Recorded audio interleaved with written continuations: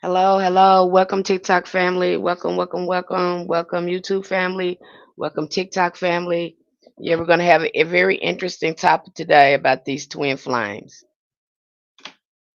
We seem to be getting hung up in there, my hoodoos. Anyone that's in ancestral veneration, we're getting hung up with this twin flame thing. We don't understand what's going on with twin flame. So if you want to know what's going on with twin flame, you want to understand the twin flame and what's going on with this, because this seems to be a frenzy and they are making it believable. That's why I say you have to be careful with this new age stuff, because if you're not careful, you'll get, hey, King Jargon, welcome, little man. Welcome, all my TikTok family. Welcome, welcome, welcome, YouTube family. Hello, greetings and gratitude to everyone that's in the live stream today. And we're going to break it down with this twin flame, because we got people following other people. Uh, you chasing something, you repeating karmic lessons and all this stuff, and somebody told you it's because of your twin flame, something outside you.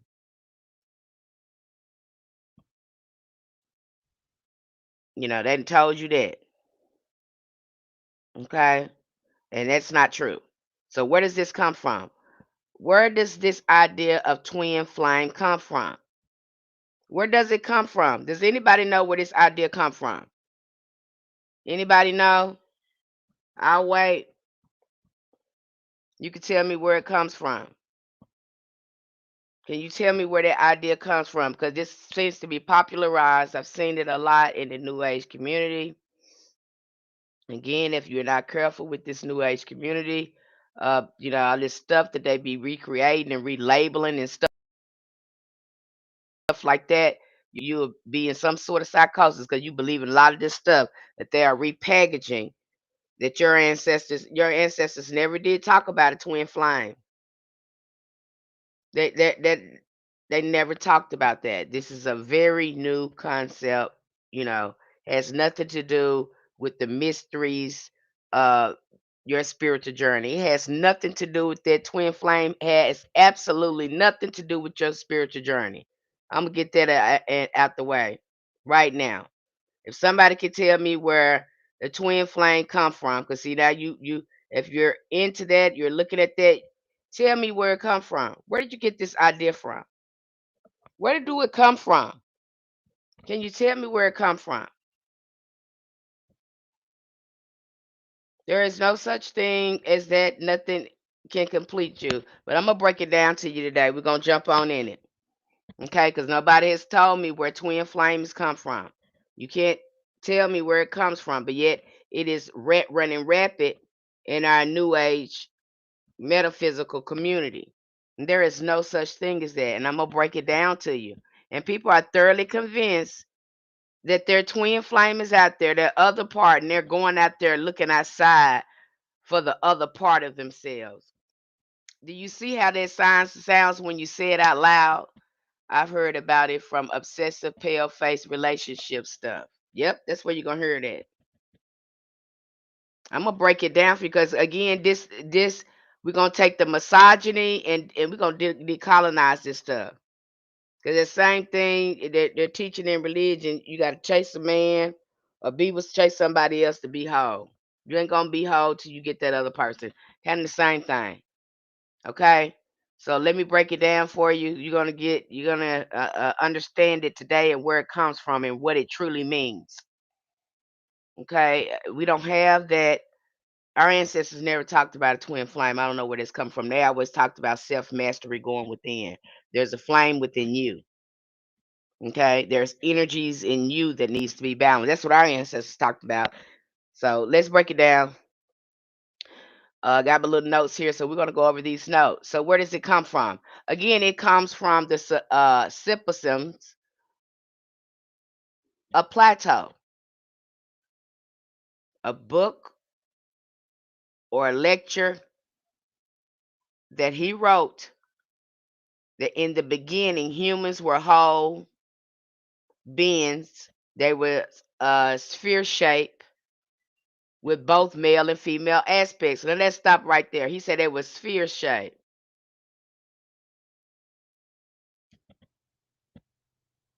Okay, so that sounds like an autumn to me. Some were androgynous, others double male, double female. Making this up again, we already know when he says androgynous, he letting you know indication of protogenesis, indication of another organism being here, and now he's inserting himself in there, male and female. But we already know the first being were androgynous. Okay, they could produce on their own. We already know that. He knows this. I already broke down where Plato learned all his stuff from. They learned from these, what they call muses, these women that had all this philosophy and knowledge inside of them. So they learned everything from these women. Because of their power and pride, Zeus split them into two. This is their story now. This is the patriarch story. Because they're repackaging this, giving it back to you. This is made up by him. And ever since humans have been searching for their missing halves and their soulmates. Modern spiritual circles interpret this as twin flame myth. One soul split into two bodies that must be unite. That's not even what it meant. But in Plato's text, this was allegory, not biology.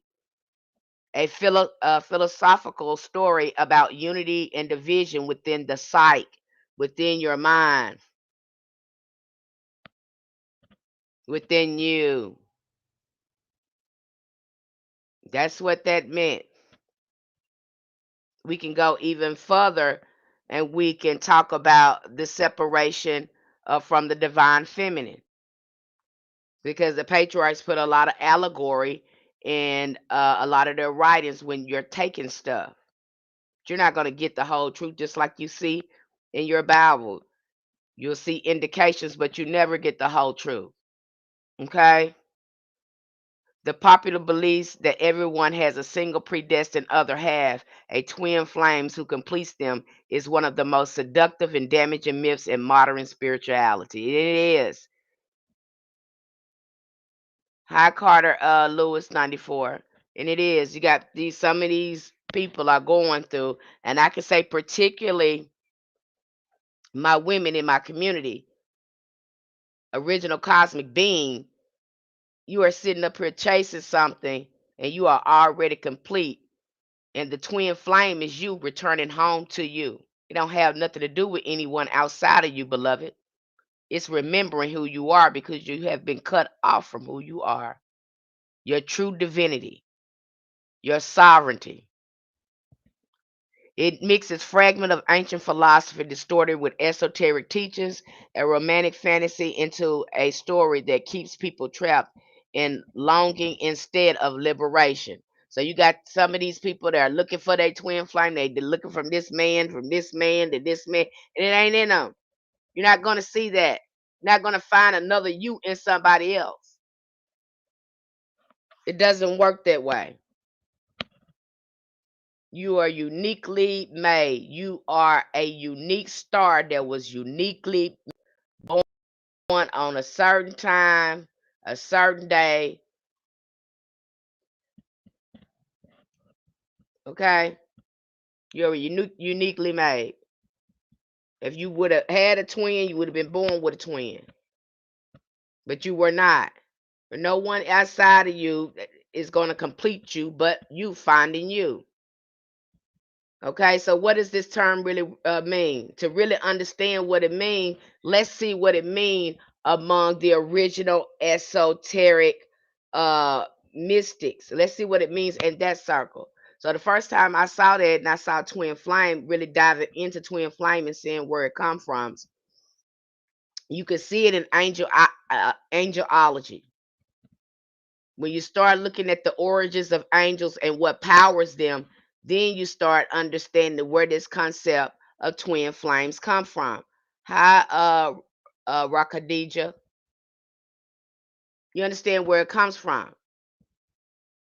And I start tracing it back. And so where it traced me back to is the Archaea. The Archaea was the original archangels before the patriarchs constructed the hierarchy of angels. There was the Archaea. Now you can see this when you see an Asherah, when you see an Isis, when you see an Aset. They were again the archetype, the beginning where all this energy, angelic high frequency came from. It came from the divine being, and later these patriarchs came in and set up their pantheon of angelology. They're renaming Archaea because again we're calling them Archaea. Why are we calling them that? Because arch means first. They were the first. And where did the angels come from? They come from the first.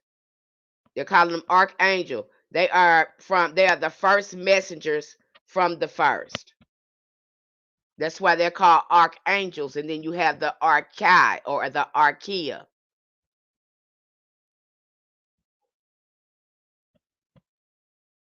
They were the first archangels. So what's happening here? They're understood as the feminine counterparts of the archangel. It evolved in esoteric Christianity, mysticism, and theosophy, especially in the teachings of ascended masters, and later the I Am movement, and then the New Ages start to distort it. Because you don't understand, you're abandoning the true meaning of it and looking at it more deeply. According to mystical systems, the archaea represent the divine feminine aspects of each archangel, the complementary vibration of the same spiritual essence, thus twin flame. That's where you get the twin flame from. There's two flames. So they twin flame them.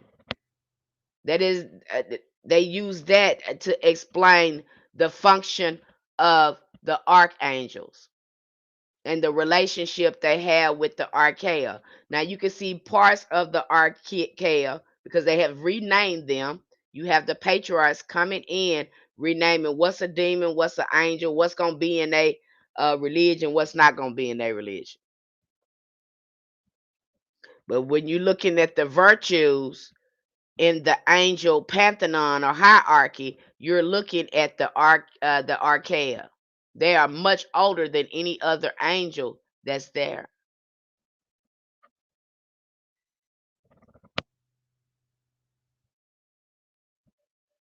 Okay. I hope I'm not losing you because I'm going to dismantle this for you because these people is out here. It don't even make no sense. It's pushing codependency. That's what that's doing. Okay. It's pushing parasitic relationships. That's what that's pushing. It's pushing pro patriarchy. That's what that's pushing with the way they are explaining twin flame. According to the it evolved in let me go down to my other note. It evolved in esoteric Christianity, mysticism, and theosophy. I just said that. Let's see. The phrase twin flame here it doesn't mean romantic lovers. It refers to two polar expressions or two expressions of the one being.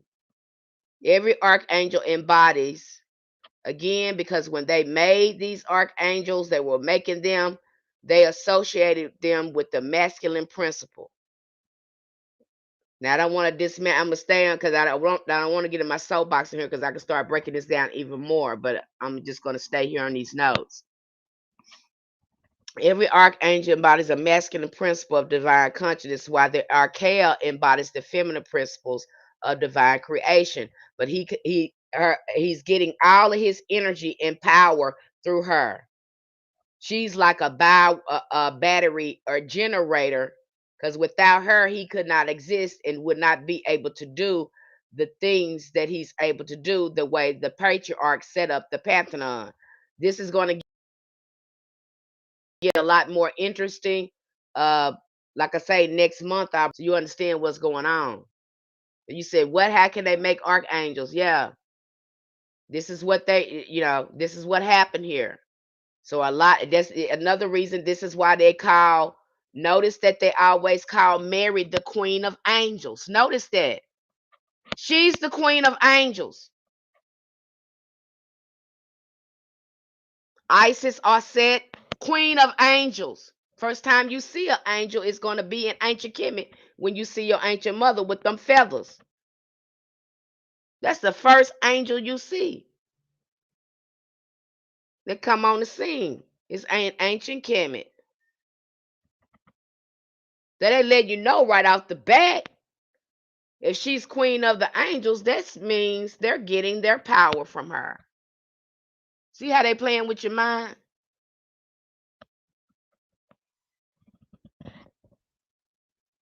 And so these other archetypes, these archangels that they have been created, all their power is coming from the divine feminine.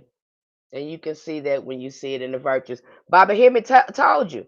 He said when you come in contact with them, they have a feminine nature. Even when you look into these esoteric books and you start looking at, especially Gabriel, Ariel, you start looking at them and they have a feminine nature. Why is that? We all here for a good ass reason tonight. Oh wow, I'm sorry I'm late. I'm gonna have to catch the replay. Okay. Why is that, you guys? They let you know that right off the bat when they're calling Mary, Isis, or set the Queen of Angels, they mean that because without her, the angelic pantheon wouldn't exist in the way we see it today. Am I making sense to you? But they have twin flamed them again when they are creating these angels. They are pulling the energy from the Great Mother. Okay. And this is how they have it set up in their Pantheon. This is how they set up. And see, when they got here, they know that these energies are within the Great Mother. But to write themselves within the Pantheon, they had to create duality. Patriarchs had to create duality in order to write themselves into our mysteries. Okay? So you'll see the archangel in their Pantheon, the way they have it set up. Okay? The archangels represent the spirit, mind, and will, and the archaea is the receptive, nurturing force of matter, soul, and heart. Their union sustains a particular ray of divine light or frequency in the cosmos. In the metaphysical tradition, the archaea is often seen as the embodied current, which is energy of the divine energy that charges or empowers the archangel. She represents the divine feminine aspect, the living womb of magnetic vessel that holds, amplifies, and then transmits powers to the archangel who radiates it outward.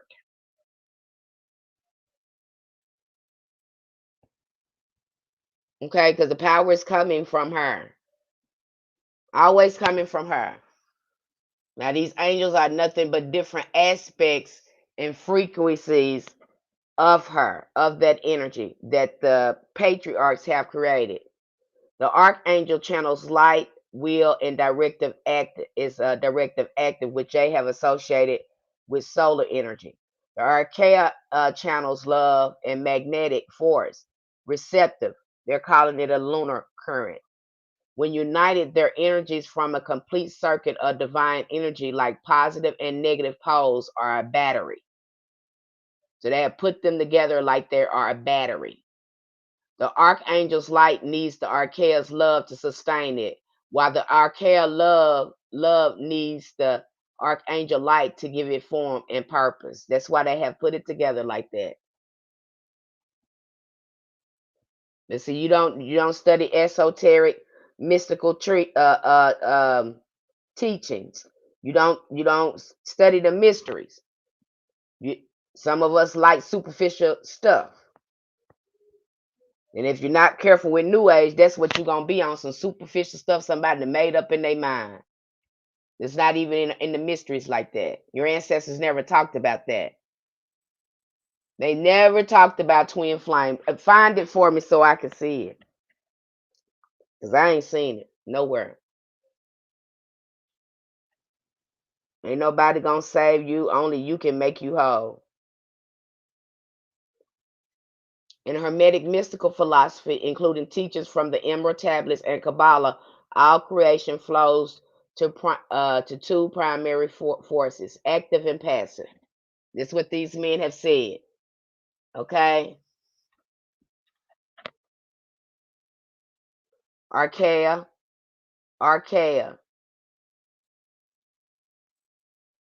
That's who they are. Archeia. Arche. What had it? Archaea. I think with a REA. Without the magnetic current, Archaea, the electric current archangel would burn out. So he would burn out if he didn't have our energy. It would have no vessel to hold or circulate that energy. So again, they're getting their energy from who? The divine feminine, the great mother, the matrix, the holy womb, the Holy Ghost, the great mother. I don't know what other ways to say that. Thus, the archaea acts as a receptacle and a regenerator of divine energy, feeding the archangel through her boundless energy and creative magnetism. Some esoteric Christians and mysticisms even equate archaea current with the Holy Spirit. She's moving through the church. Can't have no church without the Holy Spirit. Spirit got to be up in there, right? That's okay. You don't know. You didn't know because you guys haven't heard of this information, so that's fine. Wow, that I had once changed my name to Zachariah from Morocco. Well, okay, I like that name.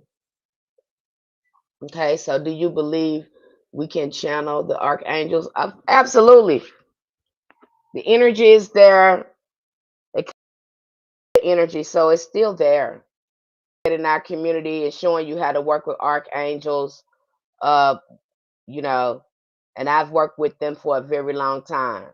So yeah, we do. You can. It's possible to channel that energy and reach that because we're talking about high intelligences. So when we start talking about archangels, and we start talking about this thing, and I think people, because we see these pictures of angels and things, we think that's the way they're going to come to us. No, they're going to come to you by higher thinking and higher thought forms, inspiration and creativity. Only in certain circumstances will you see a full blown manifestation of an archangel in certain circumstances. I do. Okay, I do. I don't. I do. People don't think you can. Okay, you can. You can. You can. You can. I've seen them. They have. I've had experiences with angels. They are very real. Very, very real. Very real. Very real. And so is the ancestors. Very real. Very real. Okay, so you'll have these beings that, again, that they show up when they need to, and when you start working with them and setting up your table and working with archangels, which we're getting ready to go over that again next month. The way you're gonna, and most people when they invoke them, they already go to their altar with a pen and paper because they know that they're gonna, these angels are gonna come communicate with them telepathically through inspiration and creativity. If they was looking for a new idea, have a problem they need to solve, by the time they leave that altar, they're going to have so many different creative ideas and solutions because that is the way those angels communicate with people. You think you're going to see, see some people feel their presence. And some people again tap into their presence telepathically, because they, again, these are higher intelligences. And your mind, which is supernatural, is the vehicle in which you tap into these frequencies. If the thought form is on a higher frequency, you'll be able to connect with these higher beings. And I'm not talking outside of my head. I have to sit down with these mystery books and show you this. We're constantly on your mind, your mind, your mind. Every person that practices magic or into the spiritual science, the main thing they talk about is your mind, your mind, your mind. Altered states of consciousness and your mind, your mind, your mind. The astral realm, your mind, your mind. That's, you're gonna see that come up. And we're gonna go over that. That's, we go over that thoroughly and get you in the shadow work so you can dispel a lot of these spirits in your mind. So when you start doing your work, you'll be more successful and you're vibrating in alignment with a higher frequency. That's how that works. That's why the Bible say, so does a man think, he does.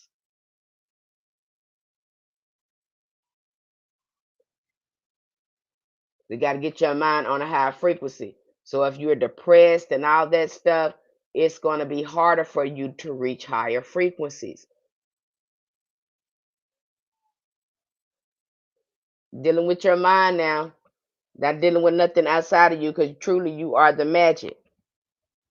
But if you're not in alignment with your magic, you're not on a certain frequency and vibration, then you're not going to be able to move anything or make a connection. I hope I'm making sense to some of you.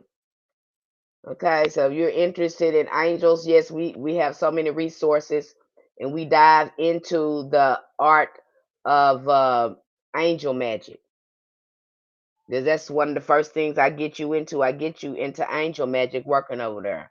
I get you into saint veneration over there. I get you into ancestral veneration when you get over there. And most definitely, I'm going to keep healing in your face. Because these are spirits that initiate you. You think you're going to get initiated by these religions and stuff. When you find out these people are only initiating you so you can learn their knowledge, how they connected with the spirit. But overall, you're going to find out you're going to have to put in the work and be initiated truly by a spirit, because not a person can do that. Hey, Inner Beauty 81, greetings. What are your thoughts on twin flying? We're talking about there's no such thing as that. There is no such thing as a twin flame. I just told you. If you have missed this and you're just coming into our live stream, um, you probably want to go back and watch this full live stream on YouTube if you missed anything here. But there's no twin flame in hoodoo. Our ancestors never did talk about that. And if you wanted some love, they'll show you what to do. They'll show you what to do. This is a made up concept by the new age people that you got to be careful with picking up stuff, because that's not, there's no such thing. They are stretching and misinterpreting esoteric information that is applied to something totally different to what they're trying to make that be. Is this ancestor altar too, or an angel altar? Miss Penny, is the ancestor altar too? I don't understand that question. Is it spelled right? Yes, that is spelled right. Raquel 2934. That is correct. Have you always significant awareness of energy? Have you ever always had a significant? Okay, so Raquel Kadeja is asking me questions about how you always had a significant. Have you always had a significant awareness of angelic frequencies? And is this the ancestor altar too, and the angel altar, Miss Penny? Black Magic Mike asked me a question. So let's talk about what you just asked me, Khadija. You said, have you always had a significant awareness of angelic frequency? They made themselves very known to me when I started working with them. I think I was right at 28.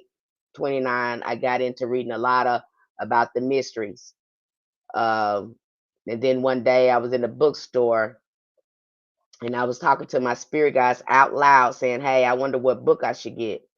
And as I walked by the shelf, this book comes off the shelf and lands right in front of me. And I said, I guess I'm supposed to buy that book. So, and then I started working with angels for a very long time. You can again, they're very real. I love working with the parking lot angels. They're the easiest one to work with, and you see results. Okay, because you got angels everywhere. They're everywhere. We break it on down to you. That they're everywhere. Okay, you can always talk to them. They can always assist you, and especially if you are depressed and you're heavy and things like that, it's a good idea to start developing relationship with these archangels. Okay, especially for the betterment of you. Our ancestors work with a lot of these angels because when you're looking at Solomonic magic, when you're looking at Mosaic magic, again, you're looking at a touch of and angelic magic. You're going to see them being mentioned a lot. Okay, so yeah, they're very very real. I've had instances in my life where I knew it was an angel posing as a person, and I knew it was an angel posing as a person. And when you see it and you experience it, you'll know it.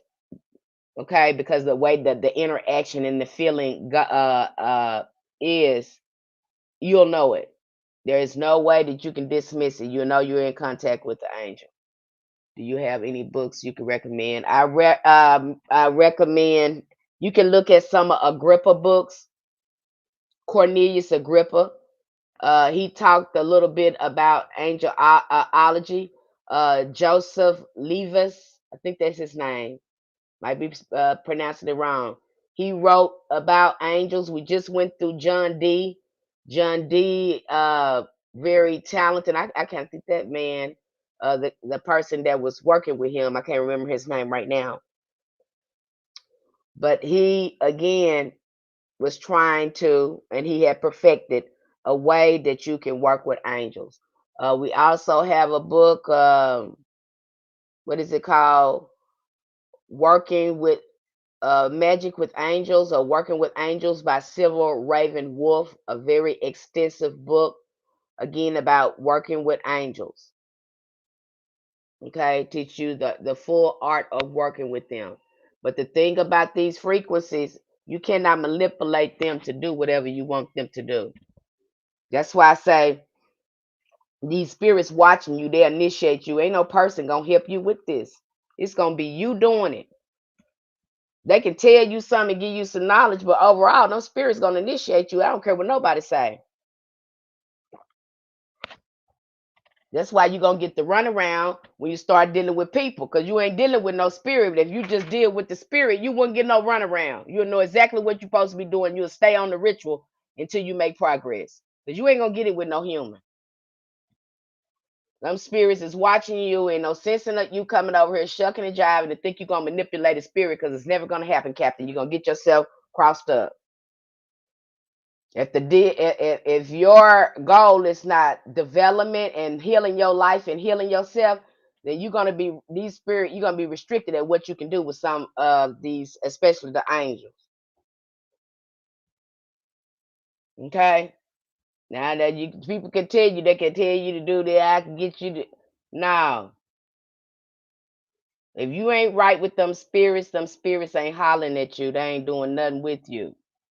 And you can go over there and initiate with them people if you want to, but ultimately, what you gonna find out, you gonna be trying to contact the spirit, and they just teaching you this, but ultimately, you gonna have to put in that work and call on that spirit, and you'll know when you made contact because they'll start coming in your dreams. That's the initiation right there. That's how you know you made a breakthrough.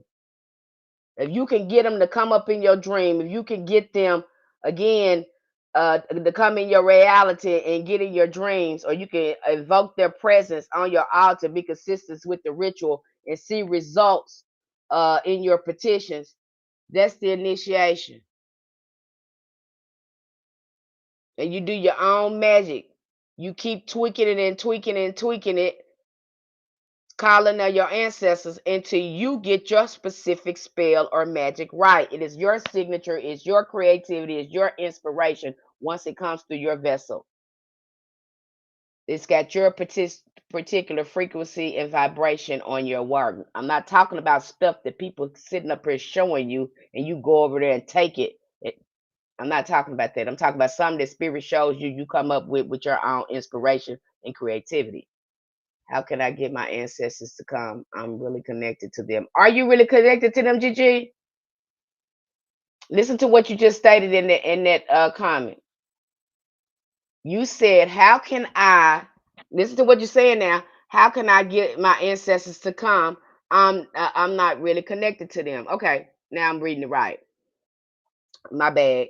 So again, pour libations. Ask them for a sign. Be consistent in calling on your most elevated, beloved ancestors. Ask for a sign, and when they show it, that's what it is. That's what that is. Okay, it's just that simple. It's not hard. Only people, we complicate spiritual communication because we think we're going to get spiritual communication through a person instead of a spirit, and it doesn't make sense. And so now we chasing mediums and all this stuff, trying to talk to a spirit, rather than sit down somewhere and be quiet and listen. Because if you sit there and listen and go within, you're gonna get your answer. That's spirit. But see, they done told you it looked like Hollywood and mediums and all this sort of stuff. Got you chasing people when the only thing you have to do is sit down, listen, and when you get the sign, that's what it is. That's what it is. You already got this inside of you. You keep chasing people, you're gonna come up short every time. The initiation is to make spiritual contact with the spirit, your ancestors, and the angels. Once you have done that, the initiation has begun. Now you ain't gonna know everything. That's the initiation. You're not supposed to know everything. You supposed to be again consistently trying to tap into that realm and start putting things together and trusting yourself. The initiation is going within trusting self because it's already in the DNA. I don't care what these people telling you or where they. I don't care. Honey, you gonna see once you get over here and you start doing your work, and you be like, dang, it answers. I'm getting answers from the spirit. People ain't even talking about it, and it's right. I'm telling you, people don't know what they talking about. They mean well. They want to help. Don't get me wrong, they do. But you ain't gonna get the real, true answers till you get somewhere and sit down and be quiet and get yourself together. Okay, just started my hoodoo journey. Only my great grandmother is gone, and I actually know. Again, I'm gonna say this again, Gigi. Do not. You hear me again. We only put our most beloved, elevated ancestors on there. I do not recommend putting family members on there that just passed. Those people are tired, and then you're gonna try to put them up there to go to work for you. I do not recommend that. I know what they telling you. Oh, it's family members, ancestors. No, recent family members need to stay off that altar. We only calling on our most beloved ancestors, the ones that were saints, the ones that were shamans, the ones that were healers. That's who we need in our life, not family members. Them folks is tired. They still got a lot of work to do on the other side. Okay. If you want them to come in your dreams, they'll come in your dreams. You can call your ancestors come in your dreams, but once you start doing ancestral veneration, to your most elevated ancestors, the dreams should start kicking up if you're consistent. That's if you are consistent. Is you keeping that altar clean, putting fresh water on there, fresh flowers? You sit up there talking to them the way I'm talking to you. If there's no formal invocation to talk to your ancestors, them your folks, they see you, they know who you is. Everything inside you, they put in you. So all you gotta do is go there and talk to them the way I'm talking to you, and then listen. Then listen. Just keep your mouth shut and listen. The more you can shut your mouth, the better off you're gonna be, because you can listen. The more the less distractions you have, the better off you're gonna be. Okay, didn't know she had been passed about 25 years. I appreciate the advice. You're welcome. Okay. Now, if she want to work with you, she'll come to you in a dream and she'll tell you that. Okay. Do a divination and ask her, hey, do you mind doing some work for me? You have some people, they will work with family members, but when the family members come through, they have to pay the family member, and the family member, family ancestor is doing something specific, and then they go on. They don't stay there. They pay them, they do the deed, and then they go on. But it's the family member's choice to do the work for you, the family ancestor. And you have to pay them, whether that be food or liquor or fragrant waters or flowers, whatever it may be, cigarettes. I don't know. Each one of them wants something different. Whiskey, I don't know. That you have to ask them. You don't assume anything. Now, when you working with your most elevated ancestors, you definitely can't be raggedy. You can't be raggedy. You want to sick them on somebody like they're your dogs. They ain't that. They don't like raggedy stuff. And you can't trick no spirit. So just get that out your mind. It's never gonna happen. Them people see your consciousness. Them spirits see your conscience. They see you naked in your truest form. So how you gonna trick something that can see right through you? They don't even see your body. They looking at your spirit. So how you gonna trick something like that? You're gonna end up crossing yourself up doing raggedy stuff. So I'll call on my unknown. Again, Gigi, we're gonna call on our, because we don't know him. We don't know him. We already know that. So we're gonna call on our most beloved elevated ancestors and nothing else. Be very specific with that. Now we don't know them. That's why we're calling on our most beloved. You can call them beloved, unknown, loving ancestors. Our most elevated ancestors. That's why we're calling them. Be very specific. Okay. A lot of you got to do is it's got a lot of distractions. And two, we don't like to be quiet. We don't like to sit still for more than 15 to 20 minutes. If that's your problem, that's something you probably want to work on. Yes. Thank you, seeker of no. Okay. So we want to call on our most beloved, elevated ancestors. Always, not family members. I know what they told you, but you need to look until you do the shadow work and you really look at the state they were in when they passed over. You wouldn't be doing that. They the same person they was when they passed over. They don't turn into happy people just because they passed over. They don't not be tired just because they pass over. Them people is tired. And they still got ascension work to do when they cross over. Okay. Rephrase. Do you have to have dedicated angel altar to work with angels, or do you work with angels at your ancestors' altar? Okay. Better question. I do not mix the two. I do not mix the two because when I'm working with archangels, usually it's a specific archangel. I have because the table has to be set up for what attracts them. And usually when you're working with archangels, you have to have they have their own sigils. You're going to put out their sigils. They have metals, they have stones, they have flowers, they have herbs, they have colors that they're attracted to. And so where the way Hoodoo set up, the way we do conjure, we set up tables, we set up altars to attract them there. And then we start petitioning them, calling them out, saying prayers and invocations to call them to the altar. We keep this up until we start getting results. Now, usually the results, you'll either feel something or you'll start getting inspirational thoughts. That's why most people go there with their pen and paper, because the angel immediately come in, and their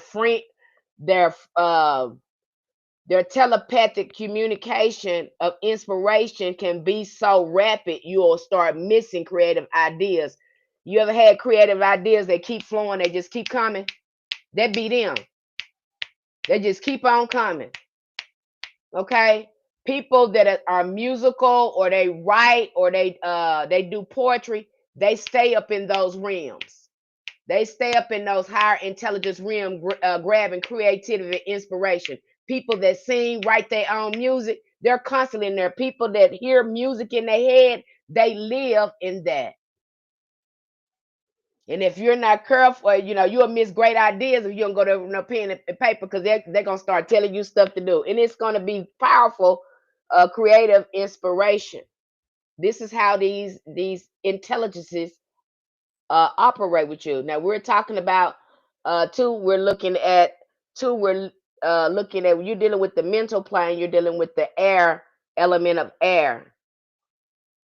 Okay, so these spirits are going to be using moving through your mind, and your mind represents this the element of air.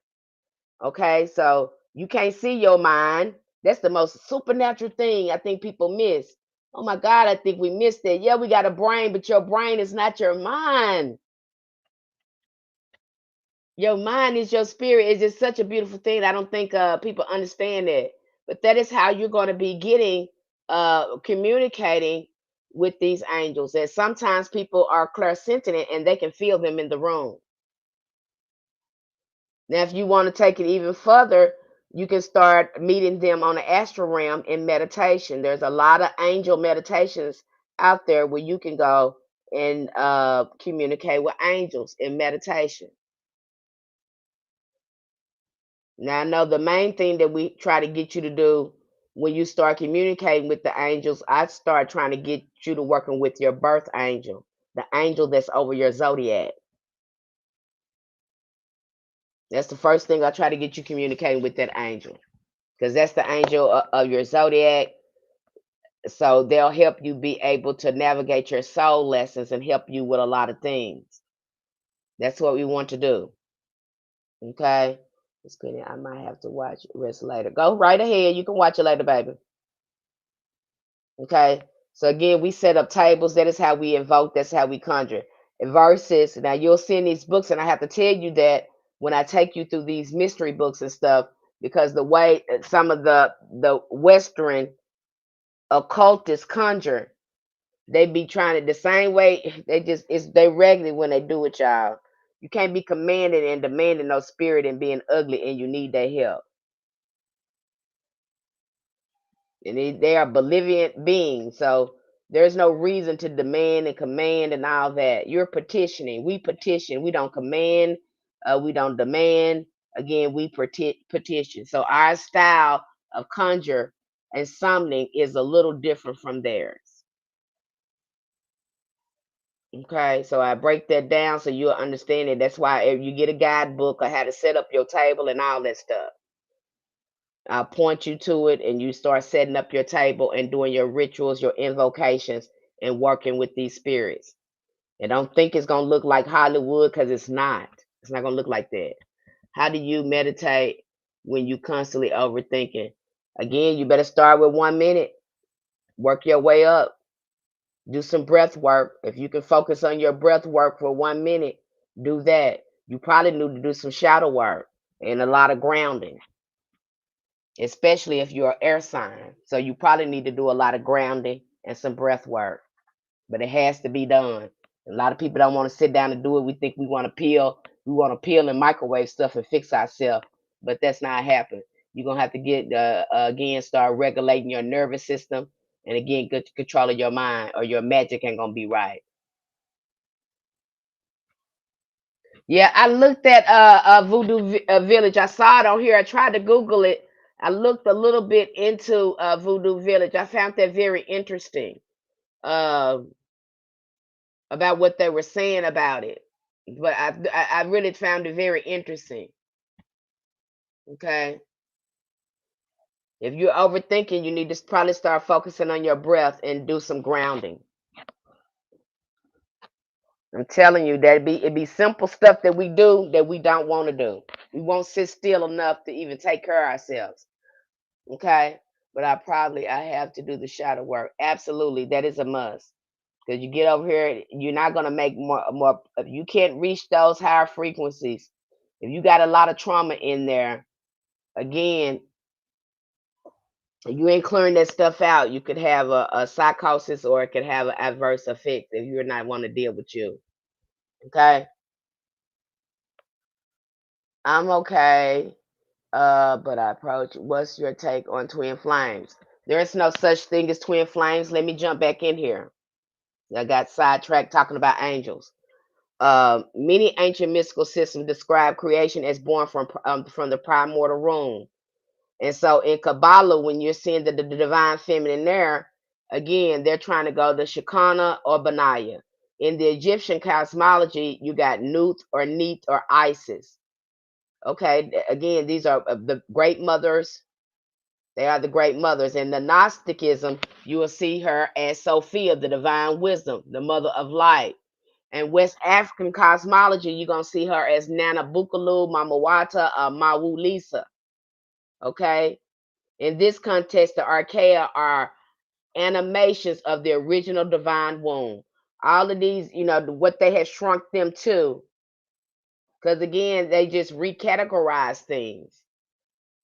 So that twin flame is coming from them pairing these archaea or these divine feminine archetypes up to the archangel.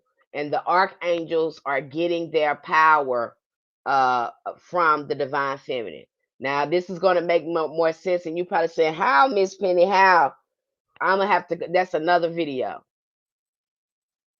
Okay, that is another video. And I promise I'll come here and I will share that with you and you'll get more clarity on it. I promise I will. Okay. Have you heard of these queens of the Gabriel card? No, I have not. Okay. So again, they're getting all this from and remember they're setting up this archetype.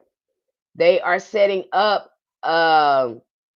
these angels and again linking a lot of them back to the great mother, that energy current.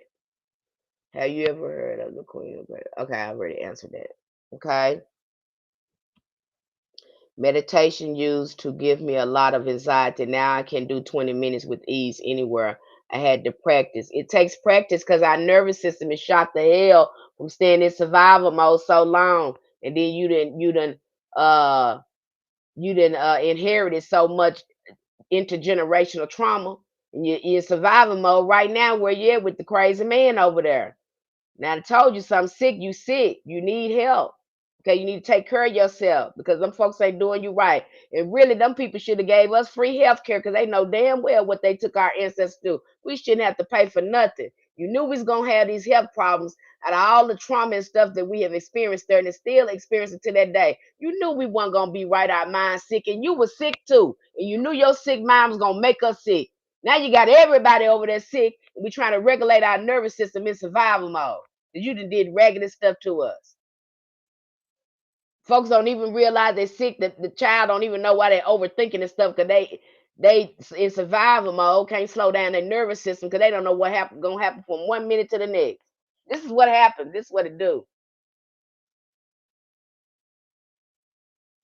Okay, and you probably don't even know that's going on. It's going on with you, and I have to sit up here and tell you that because you don't know. You don't know that these folks keeping you sick. You don't know. You feel some type of way. You can't get yourself together. You just don't know why you can't do it. Because baby, you are still in survival mode and you're living in trauma over there. That crazy stuff. That's what's going on, baby. I'm just gonna out and tell you. But if you get somewhere and sit down and try to regulate your nervous system, because that's what's going on, is out of whack from 500, 600 years of trauma and stuff from crazy people. And then crazy people keep on trying to, do crazy stuff to us. That's what's going on, baby. You think that's not what's happening, but that's what's happening. Okay. Yeah, Rakadija says comprehending archetype changed my whole entire worldview. It will. Okay. So that's what's going on. Get somewhere and sit down and start doing some breath work. Give your that's self-care, that's self-love. Okay? That's what you're supposed to be doing, coming back to yourself, because most of this information is gonna be inside you and not nobody else. It's gonna be inside you, and you're gonna have to trust yourself. That they got us not trusting ourselves.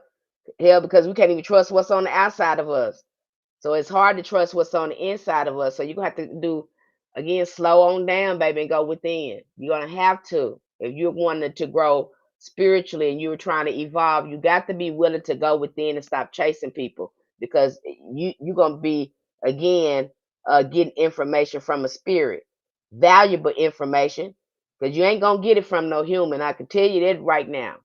They can show you and guide you and mentor you, but ultimately, it is up to these spirits to make a decision to work with you.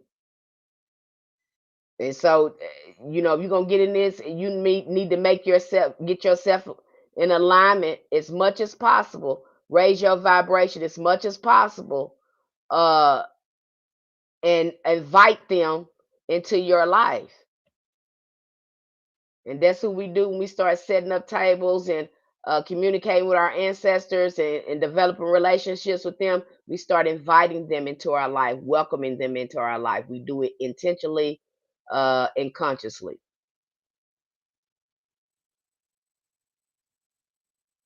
hmm Okay, so that's what needs to happen. It's gonna happen with you and nobody else. I know these folks is telling you, they showing you spells, and they want you to get initiated into these different places. But I'm gonna tell you now, and Bobby Hemmett, I remember him saying the same thing, and he didn't lie. Me and Effie West said the same thing. Every person that's on this path that's doing the work, we know you better not be looking at no person giving you all the answers, because you ain't gonna get them there. You're gonna get them from the spirit, okay? And if you're gonna be following anything, that's what you need to be following, because people are flawed and they don't have the answers like spirit is. The spirit is initiating you, not people. They showing you how they did something, but ultimately you're looking forward to an experience with them, trying to contact with them, trying to have a relationship with them, and that's what needs to happen. Okay? Don't believe the hype out here. Because when you put in the work, you're gonna get results from those spirits. Believe me when I tell you that. If you're consistent at that altar, if you're doing what you're supposed to do, yeah, free of charge. Uh Doing what you're supposed to do, you're gonna get experience with these spirits. If you're Because they see you. If you're coming with a good heart, good intentions, a clear conscience, you're gonna get results.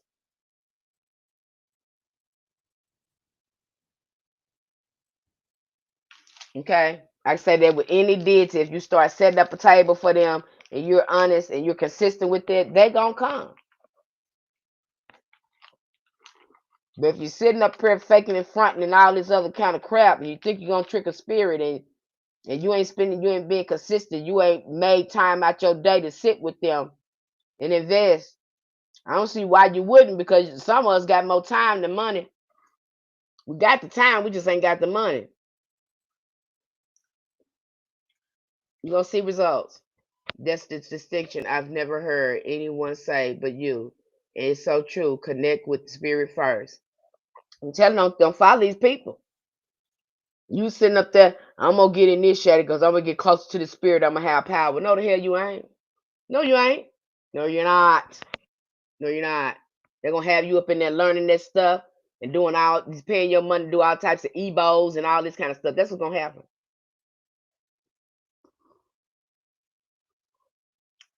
And the more you do your work, you probably start having experiences. And when you do your out, you're gonna do something. They're gonna have you doing something totally different what you think it is. And I done told you that, and you can do what you want to do with that if you want to. But ultimately, you're gonna be working with them spirits yourself. And if you ain't right trying to come to those spirits and get initiated, your life gonna be a hot damn mess, because them spirits ain't gonna mess with you till you get your life together. He studied under fraud, then broke away from him. Was deep with it. Okay? You'll see for yourself when you start doing your work yourself. You know, the religion don't matter. Your spirits don't care about that. These religions don't own no spirit. They will pull up on you if you're doing the work and you're petitioning them. They're gonna pull up on you. There can't nobody control. No religion can control no spirit. They have tried. They cannot.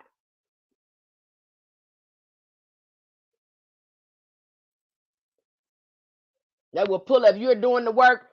I've seen people that have comedic deities pull up on them. The Netaru. Okay, they got their reaches pull up. You know why? Because they're doing the work. No spirits see you. That's why you'll see in Obia they can work with any spiritual system. Because they have perfected, they already know what it is, they mind and everything right. They don't even live around human beings. They live out in nature among spirits. You don't see these people, they don't even care about what you care about. And them spirits see you like that too. They see your heart, they see your spirit. So if you're jumping over here for the wrong thing, you know, we just went over that with elemental magic. And I just did a lecture on that. And remember, I told you if you deal with some of these elements or misuse these elements, these elementals, they won't work with you. And if you work with one too long, they'll throw you off balance. If you work with fire too long, you're going to have temperament problems, maybe high blood pressure. And you can't work with them long, and you can't misuse them because of the way they are created. Okay, but you don't know that. Okay, and that's why I broke that down to you. So now you know. Now let's go back to this twin flame. And so basically when you're looking at these again, these archaea, they are the feminine intelligence that magnetize and anchor and sustain the 7 rays of creation that the archangels carry forth. Okay, so they got the archangel being sort of like a liaison through them or filter through them. Okay. When the universe first animated from source, it expressed through 7 primary rays of light, each a vibration of divine consciousness. Okay, and that's where that's coming from. It's coming from again the archaea, the divine womb, these higher intelligence beings that the archangels are getting their energy from. And the people in the esoteric and among the mysteries call this twin flames because they have paired them. And so you'll see that term being used to describe that as twin flames among the mystery schools. Have I lost you? Do you understand that? I hope you understand what I'm saying. There is no twin flame in hoodoo. Your ancestors never in the Kemetic sciences, never among the ATRs are we seeing this. I'm gonna be absolutely clear. Get yourself out that new age stuff because your ancestors never said anything like that. Okay.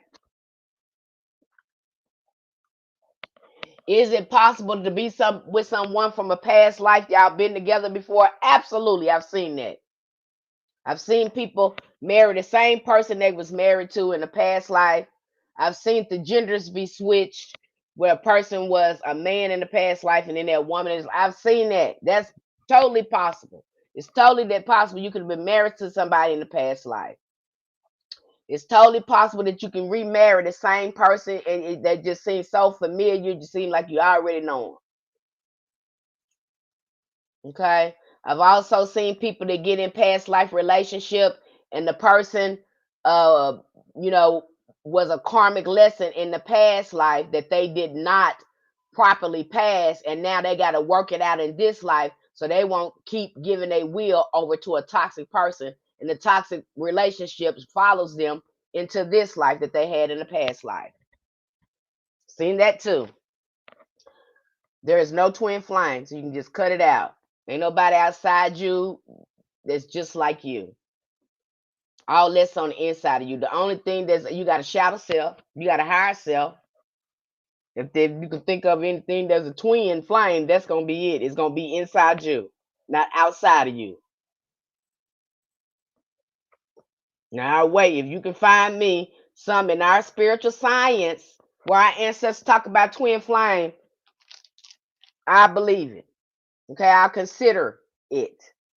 But you can't show me anything like that. I have not seen anything like that in all the esoteric writings. And then when I saw twin flame, when I was doing my esoteric study and saw twin flame and saw what it really meant, I said, so these people that took this stuff out of context. And I've had a few people come to me about this twin flame, and even people got people doing reads and stuff on there, brainwashing these people with this stuff. And there you got a love addict and a person that's codependent or chasing after a man or a woman. And it ain't no such thing as that. This is some patriarchal frackalnackle bullcrap. That's what that is. Just promoting codependency. That's all that is. That's new age. That's what new age doing. If you ain't careful, you get caught up in that stuff. But I'm gonna tell you the truth, okay? Okay. And when they start making these angels, again, they made them from a patriarch perspective. You would notice, just like you saw them when the pale face came in, they changed them to looking pale face. Well, when the patriarchs came on the road, because again, the first people they colonized was the woman. And so they start making all these angels and artifacts men. Because if you look through the ancient world, most of the artifacts were female. And you can see that now because what do you see? You see the what represents justice? Lady Liberty. Lady Justice? What represents liberty and freedom? Lady Liberty, the Statue of Liberty. And even then, they got a chain on their foot, let you know that they have captured the divine feminine within that perimeter in the America. They got her she's under captive. Because they got a chain on her foot. And who represent the great mother of all? The dark mother, the black woman. I'm going to say it like it is because it is what it is, and that's what it is. You understand what I'm saying? They're letting you know what it is. And so you don't find till later when they done colonize these women, everything is a man now. Everything is a man now. But don't none of them give life to no child. But everything coming from a man. Well, we don't question it at all. You think they colonize you through this pale face stuff. Nah, women, you were colonized first. They practiced on you first. And then they went worldwide with it. But you was the first test subject on colonization.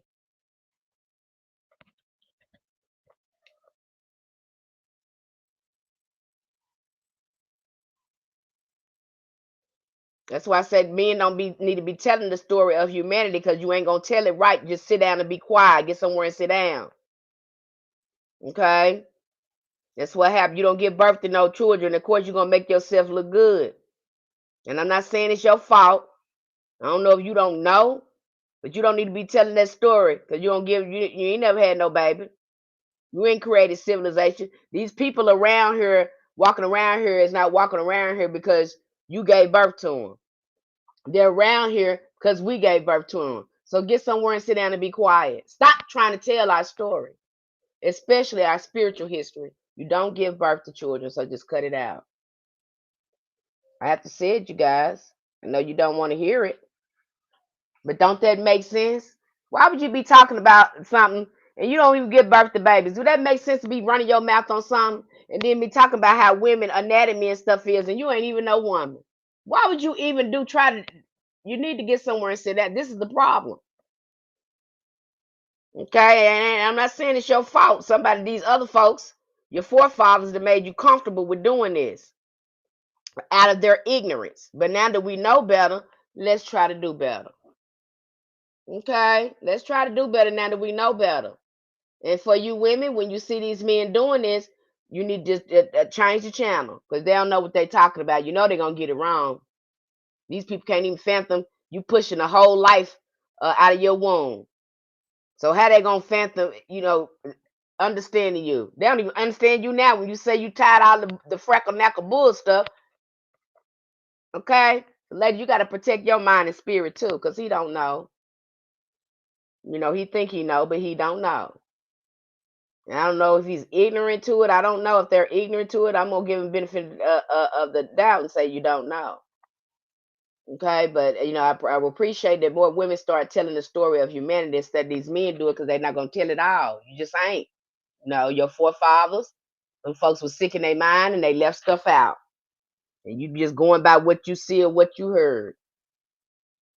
Okay, but you don't give birth to children, so just be on quiet and sit on down. That's all. Okay, you can't continue this raggedy stuff. Okay. So while the energy of these beings may be beyond gender, the language and imagery of through which human understood them as filtered through the patriarchal consciousness. Okay, and you already seen Bobby Hemmett. He's telling you. I love when he talked about angels, and he was talking about they have a feminine nature. You can't really tell if they're female or male because of the etiquette and the demeanor that they have, and then what you're feeling too when you come in their presence. If you see them in the astral realm, they have again an androgynous look. And if you look at some of the pictures of them um, through some artists, because again, they are drawing pictures of have the image of how they imagine them in their mind. You'll see a lot of them that look androgynous. And when you go into the occult book, the esoteric book, the people that do evoke these angels on the physical realm, we have that information on there. That was for real conjurers and real high steppers that know what they're doing. But the people that have evoked these angels on the physical realm, they have pictures of how they look, and they will explain too that you'll see that some of them have a lot of feminine sort of nature. Hello, Miss Penny. Do you believe we have soulmates? I know they have twin flames aren't real, but what about soulmates? Again, when I see a soulmate, you're seeing the same thing going on with that soulmate. It's the same thing. Okay, the only time I have seen that is when you were past life, you had a life together, and then every time y'all reincarnate, y'all come back to each other because there's a familiarity going on there. Now I've seen that with some couples. They were married in the past life. I've even seen the gender switch between the couples, but they're still married in another life. They've been together. They were together in the past life, and just every time that they reincarnate, they tend to find each other. Now that's what I would consider like a soulmate. Okay.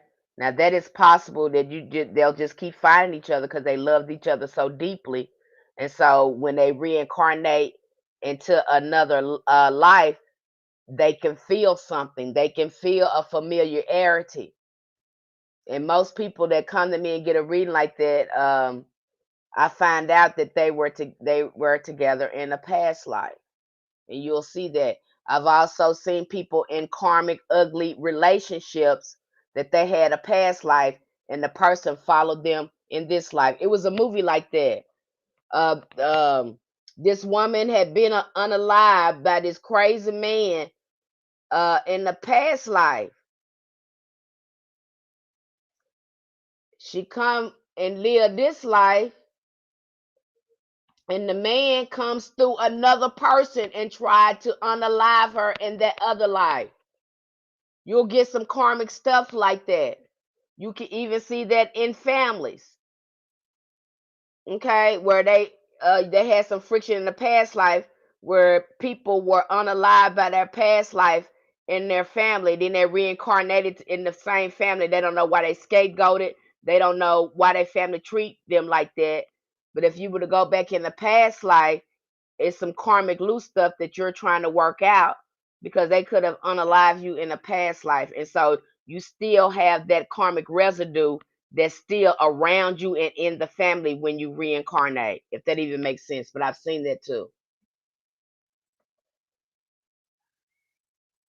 Okay, so yeah, it's possible that you could have a soulmate, but use a soulmate is somebody who keeps reincarnating with you and you keep finding them. You were married to them in the past life and they just come up. You'll see that with some couples that they just were familiar with each other. They just like that. They felt like they knew each other, and some of them have memories of being together in the past life. Man, I wouldn't normally drop Smith like this in a random live chat. I needed to hear that. Okay, so that's basically what you see. Now, now a twin soul, a twin a thing. You if you were meant to be with them, usually if you been with them in a past life, you're not gonna have to find them. They usually just come together, whether it's karmic or y'all were in a happy relationship. It'll just happen. You won't have to look for them. They seem to be at the right place at the right time to get back together. That's usually how it's set up with them. But a twin flame, you're saying God created somebody else just like you, and you got to go out there and find them.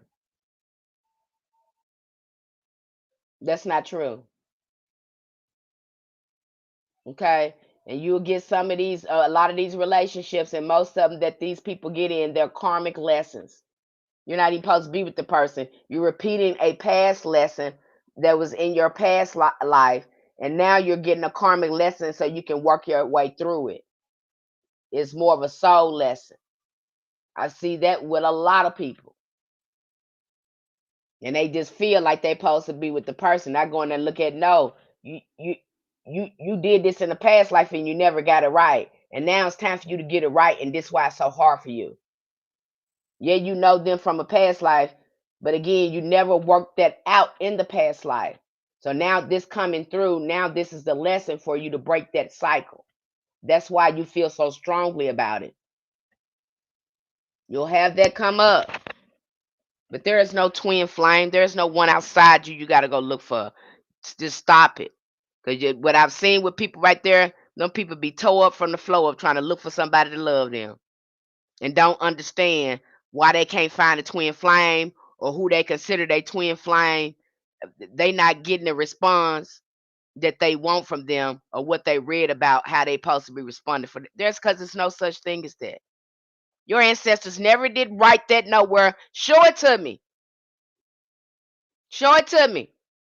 In any esoteric science, show it to me. There's no such thing as that. Now, if they wanted love or they wanted to attract love, they will help you open up your heart chakra and have you doing some self-love work, do some love attraction work. Or if you had your eyes on someone, they will help you do some work to sweeten them up and bring them your way. But we didn't have no twin flame. This is you with the codependency of needing someone. And you came in this world, most of us by ourselves. That's how you gonna go, baby. Nobody gonna save you. You're not gonna be whole and complete when you get another person. That's codependency and it's parasitic. You're uh, again, most of these people are stuck in a karmic loop of rejection and abandonment. That's what's gonna happen with that. Show me where your ancestors said that there was a twin flame, and I consider looking at it. But I've never seen that anywhere. And when I've seen people come in there, come in and come to me with that, I have to dismantle that and start doing a akashic reading on them. And I find out this stuff was going on in the past life, and this they're going through a karmic lesson to work this stuff out. There is no twin flame.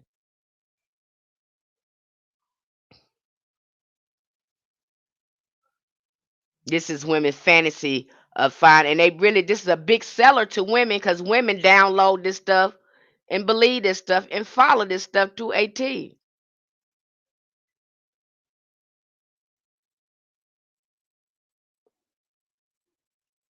Okay, I don't know why be careful with that new age stuff because they be reinventing stuff. They would, like that soulmate thing.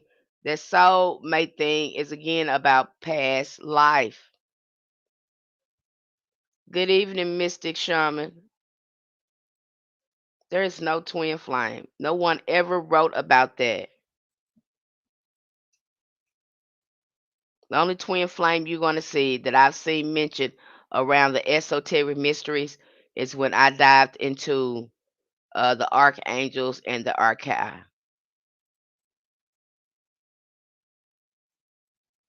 A soulmate is someone you knew in a past life. Y'all had a kinship, and then you see them again. You meet, and then you meet in a present life. But usually, those soulmates are past life relationships, and you just keep finding each other every time you reincarnate. They're just attracted to each other. What is the name of that movie that I think that Will Smith said, I Am Legend, and how they just kept reconnecting and finding each other. That's how a soulmate would be. You won't have to be looking for them. Some of y'all making this soul mission. So y'all done made a religion of trying to find a man or a woman. You done made that's what done happened there with the twin flame. You done made that a religion, a part of your spiritual practice, and trying to find the perfect person to make you whole, and it's never going to happen. How can you tell you knew them in the past life? You'll know. You'll know. You will know. It would be too familiar.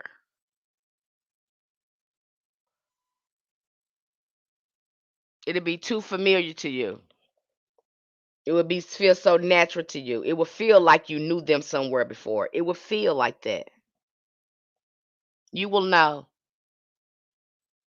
But I don't advise you go looking for nothing like that because again, and I'm it is hard to try to get this stuff out people's mind when you come to me and you sit up here be watching these folks and your ancestors ain't said nothing like that. But somewhere in women's mind, they got you being love addicts and codependent. And really, if you're gonna do a twin flame, it's a coming home to self, to you, to your divine sovereignty, because they're disconnecting you from yourself because you think you're gonna find wholeness in a man, and you're not gonna do that like that.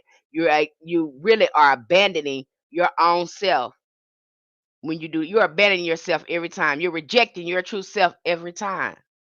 Because what I've seen, people think this man that twin flame, and that man don't ain't studying you. Then the man on the moon, he ain't studying you. Some of these people be in a whole different other relationship. Some of these people, women, are convinced that's their twin flame. He just don't know yet. He just taking them through changes. I really have to go through this because this the stuff the twin flames go through. They go through suffering and pain in relationships and abandonment. Now, is that really? And you make that a religion?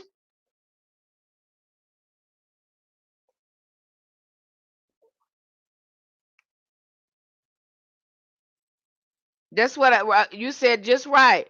Rockadee said feels like more of the broken patriarchal toxicity, holding onto controlling and being controlled way too tight. That's what that is. And some of y'all, some women, y'all thoroughly want to believe that. It's more women that I have this problem with than men. I feel like it is a psychological when New Age brought that in there because they make a lot of money. I used to work for one of these psychic companies. They make a lot of money from these women calling in and want to know who they gonna marry. Is love coming in their life? They make a lot of money from that, you guys. They make a lot of money from your feelings of inadequacy. your rejections and your feelings of abandonment.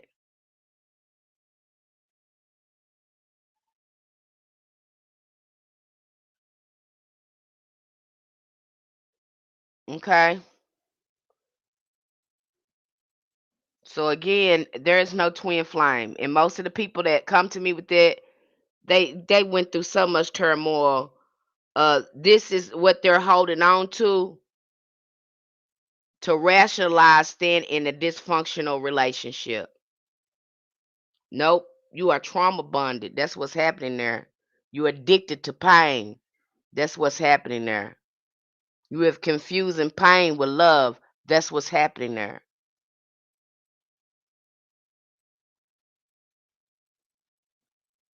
Mm-hmm. Yeah. That Legrester says yes, they do. They have groomed us into an extreme desire to be chosen. Again, they doing this to women.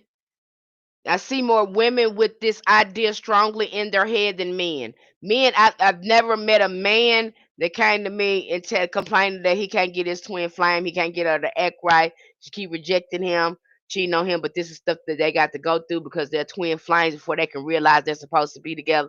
I've never had a man come tell me that. Most of them are women, and they are thoroughly convinced of this twin flame stuff. Ain't nothing I can do or say. And then when I do, start giving them insight, they're usually leave, and I hate to see it, they leave my reading brokenhearted. Okay, because the reality is set in, they have to deal with it. They have to pull all that stuff back. They're gonna be hurt, and I hate that because that's what y'all doing. Y'all are hurting people with these lies. That's why I tell you, people, stay with your ancestors, stay close to them because these people, everything they got from you, and they relabeling stuff. They got it from you. There is no such thing as that. When your ancestors wanted to work on love, they did self love work. They did love attraction work. They worked on their heart chakra. They work on loving themselves more. That's what they did. You want to attract love, you have to become the love. The Disney movies, etc., all programming. That's what that is. That's all you gonna get when you're doing that. Now, in the ancient Semitic and Canaanite tradition, goddesses like Ashra, Anat, and Ishtar were heavenly beings. They were the original heavenly beings. Okay? When the Yahweh centered religions or Abrahamic religions arose, the divine feminine figures was demonized and renamed. And you even got that going on over there. Over there, when we start looking at demonology, they got spirits over there that ain't supposed to be over there. Got ancestral spirits over there that ain't supposed to be in that category, but they put them over there. Okay, so to understand where angels come from, understand where that meaning of twin flames come from. Your ancestors said nothing about that.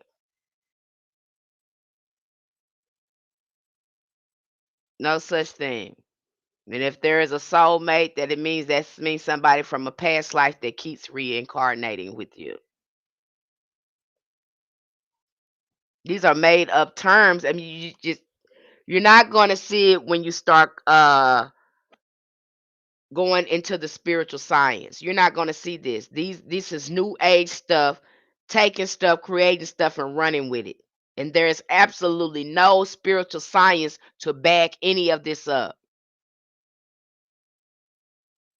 There's no spiritual science to back it up. That's why I'm saying it, because I've not read a spiritual science book that were originally come from your ancestors that said stuff like this.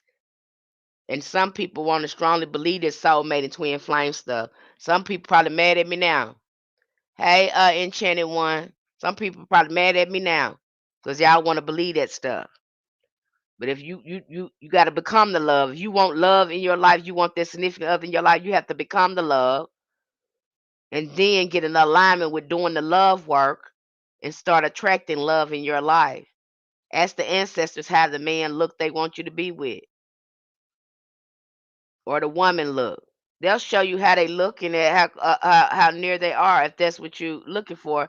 But I don't recommend it because a lot of us is codependent. We're looking for a mate to save us or to drain their energy. A lot of us are codependent.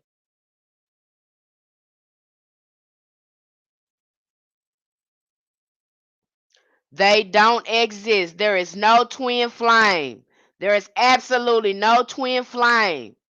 Have your ancestors, have you read any book, any esoteric mystery book that talks about twin flame? Go get it. Bring it to me. Put it in the comments. I'll read it. I'll look at it.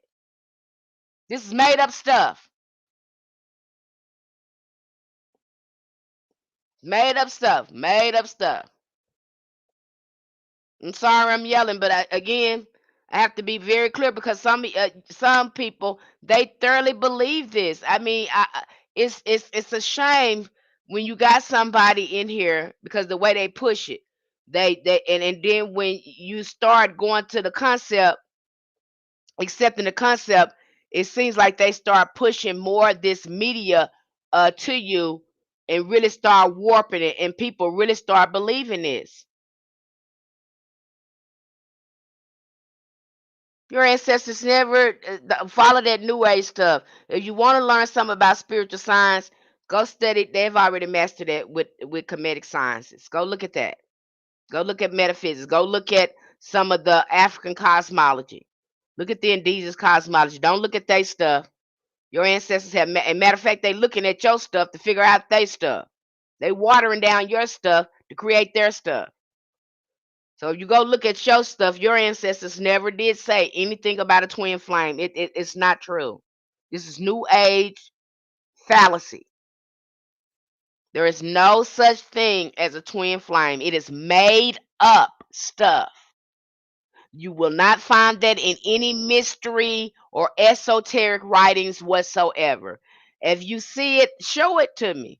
Because I've read a lot of that material and that has never come up. Not one time. Especially in the tarot, they really push twin flames. Okay. Thank you, Enchanted.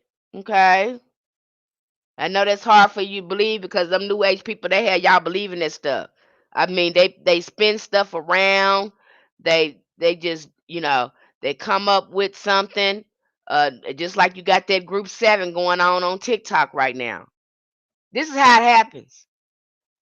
And before you know it, you off the in you was in alignment with the ancestors, but now you on a whole different path because you following some Rick and Monroe stuff that ain't got nothing to do with your spiritual path. But now they didn't put a spin on something, and because it's popular, you want to jump over there with that because everybody doing it. Just because everybody doing it don't make it right. You got a lot of people that's Christian that believe in a whole bunch of bull crap, and we know it ain't right. But it's a bunch of people doing it, ain't it? Just because a lot of people doing it don't make it right. A lot of people do a whole bunch of stuff mindless, not think about it because it look good, so it must be good. Everybody else do it, so I might as well do it because everybody else doing it. Don't make it right. Okay?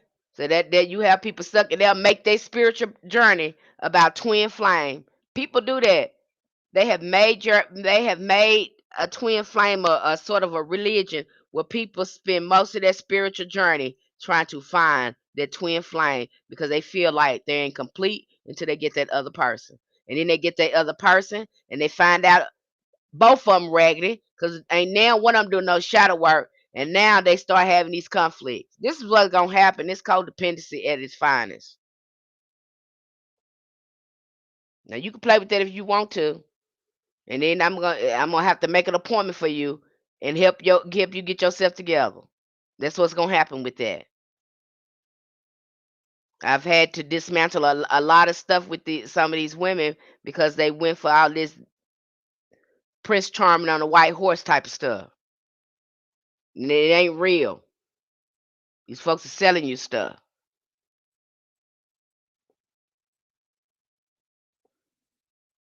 Okay, so I'm gonna break it down to you.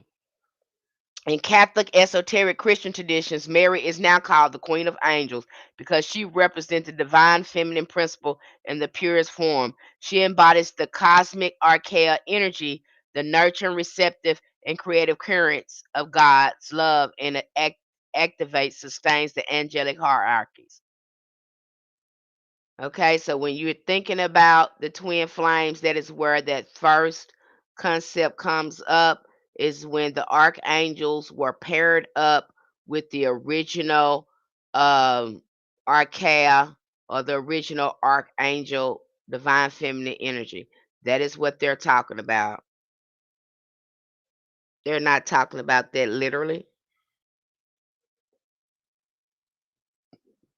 They would rename stuff just like they got shadow work. Carl Jung coined it as shadow work. But if you get over here in the ATR, it's what we call it is ancestors work. But for lack of a better term, I say shadow work. And then that still confuses people because they'll say, what is shadow work? And now I got to break it down and tell them what shadow work is. It is inner child work. It is dealing with the wounded self, the shadow self. It is ugly things about ourselves we don't want to tell the truth about ourselves. It is habits and behaviors we have that are not so nice about ourselves that we refuse to look at. That is shadow work. It is the pathology uh, and the false beliefs that we wrap ourselves in to protect our ego. It is that.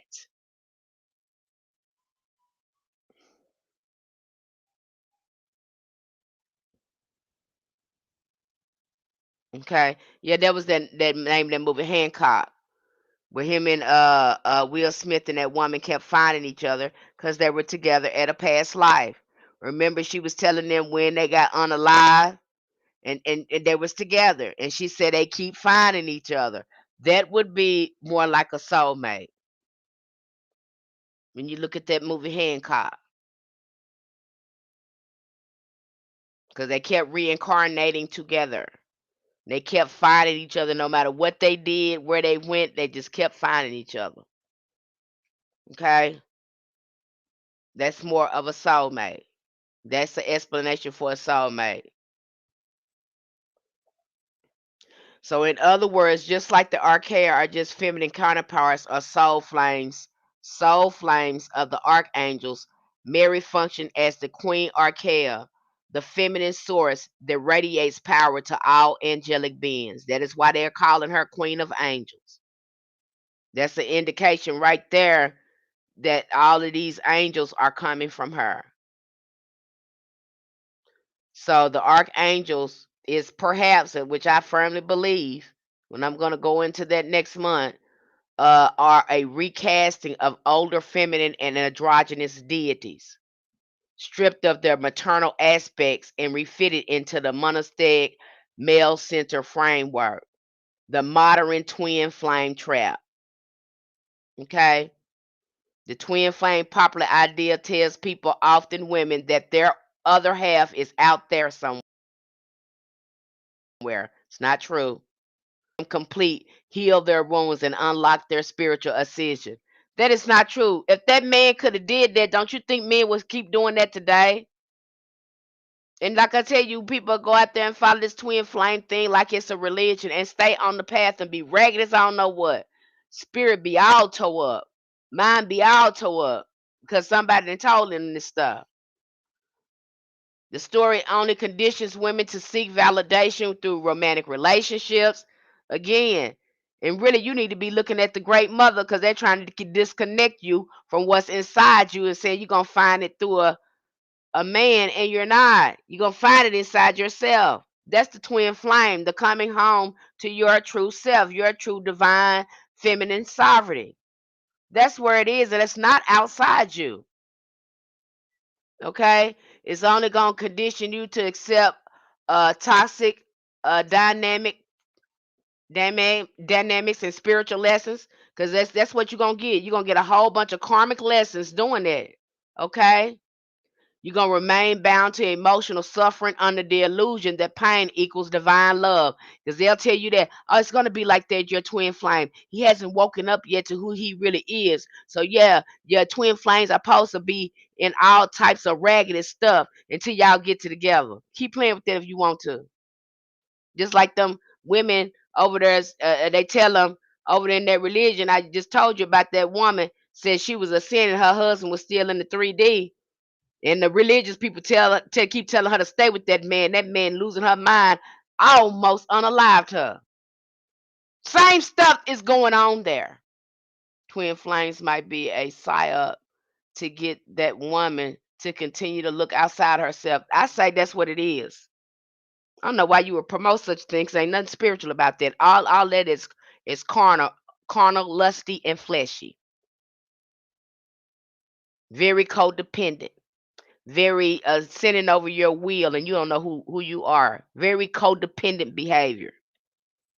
That's what that is, and you don't want to see it for what it is. Somebody told you that that's just how twin flame go. There is no such thing as that.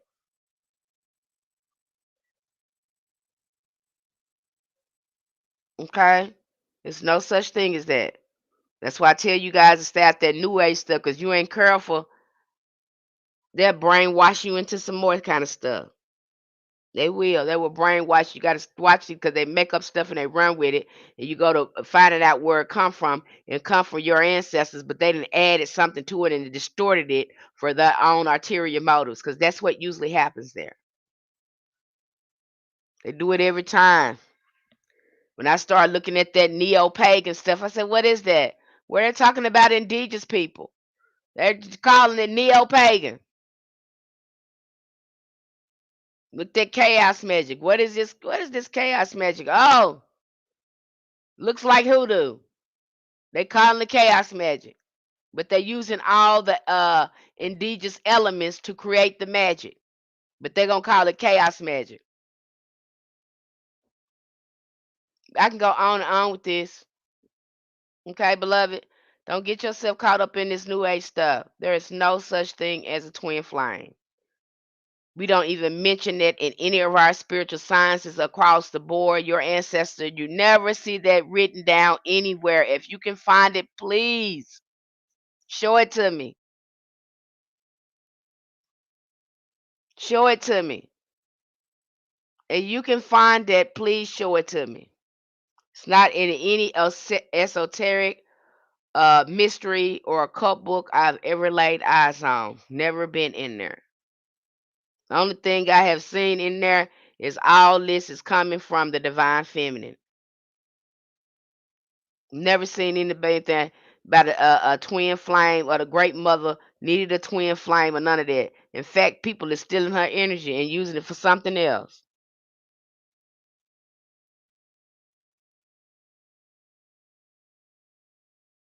Got any questions about this? I just would love to know if you got any more questions because it seems like our people is going for the okey doke with this stuff. I'm tired of doing that. They want to believe that mess. Let them believe that mess. They ain't gonna get themselves uh in a pickle. And I've had some pale face to come to me, and I had to help with that too. And boy, are their hearts broken when they feel when they find out that is no such thing. Because I get you out that illusion. You're basically somebody that gave you a delusional, and you downloaded it and made it real in your mind.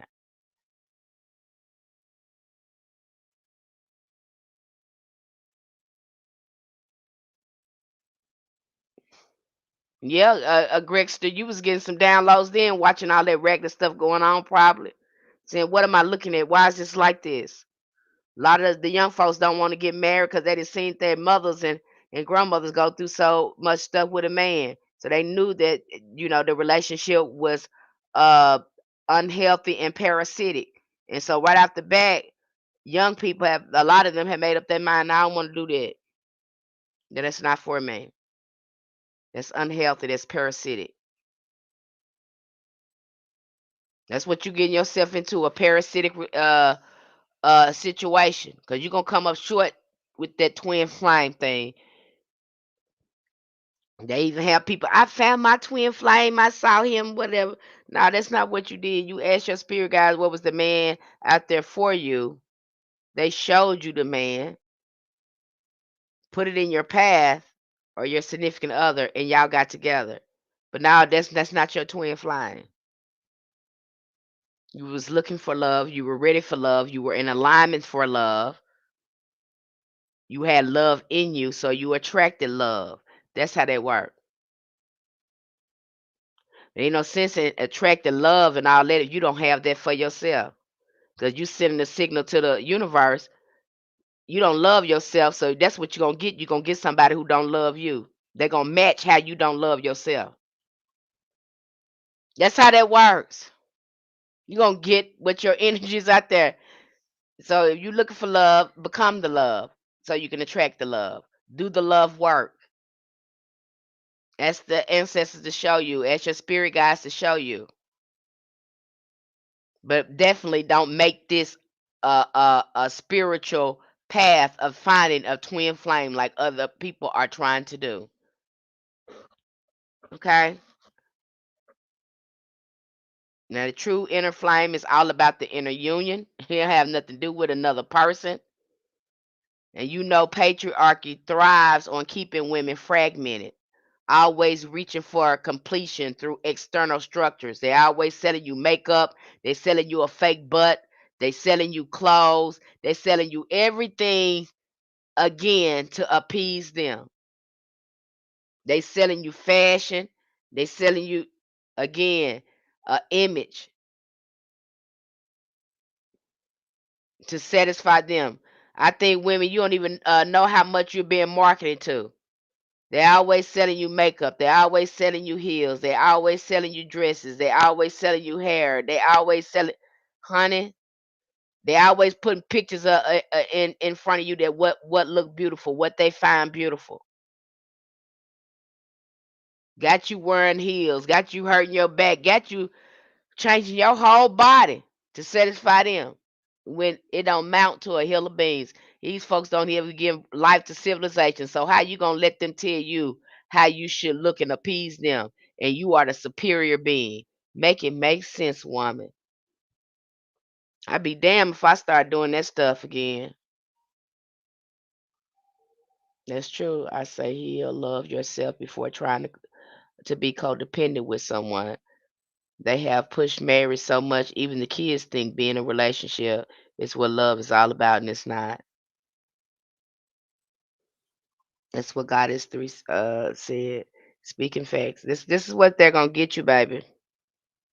And more than anyone, when you have been damaged, you have been again separated from your true self, got you focused on some outside you, when really you have all these things on the inside you. And once you start taking care of yourself, some of us realize we don't want to be in a relationship like that because these people can't love us the way we want to be loved. They don't have it in them.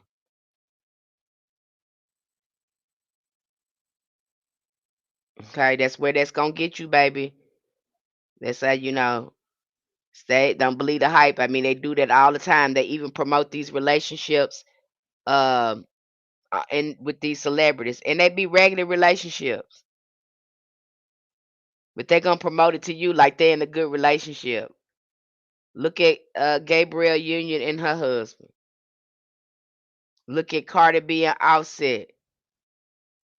I'm just gonna I can go on and on with you. Relationships like that are a lot of pain. There's a lot of pain going on. You sit down and talk to your grandma, you sit down and talk to your mama, and you think these marriages been smooth sailing. Some of them have been very painful. And a lot of them are not in those relationships by choice. Is some of them is that if they walk away, they'll lose too much.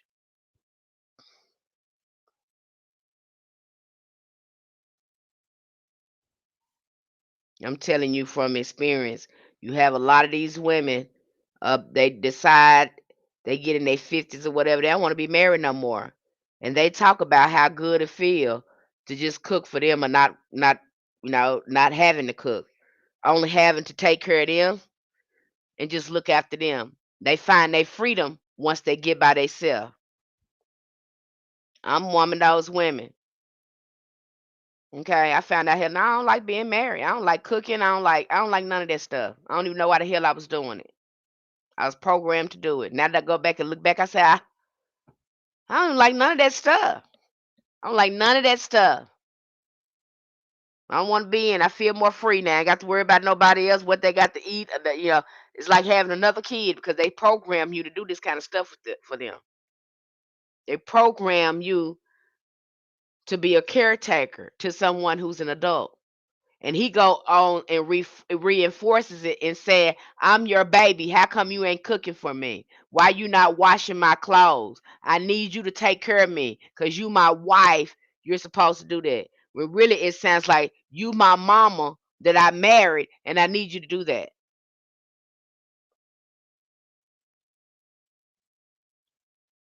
I don't hear nobody. You don't hear me though. You don't hear me though. You don't hear that though. That whole book is about a codependency. That whole you see these men, because a lot of these women wasn't wanting to marry these men. They were overthrown by these men and became their concubines and wife. And a lot of those women that was in that Bible are children. Even this so-called Mary, mother of Jesus, is a child. They got you thinking they're grown women. They ain't grown. Some of these are kids.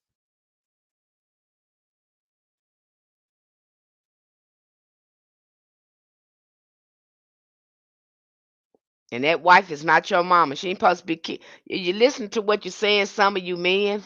She's supposed to be cooking, cleaning, and all that stuff for you. Ain't that what your mama did? You transferring and then he'll make you a mama and go out and find a mistress because he desires the whore archetype.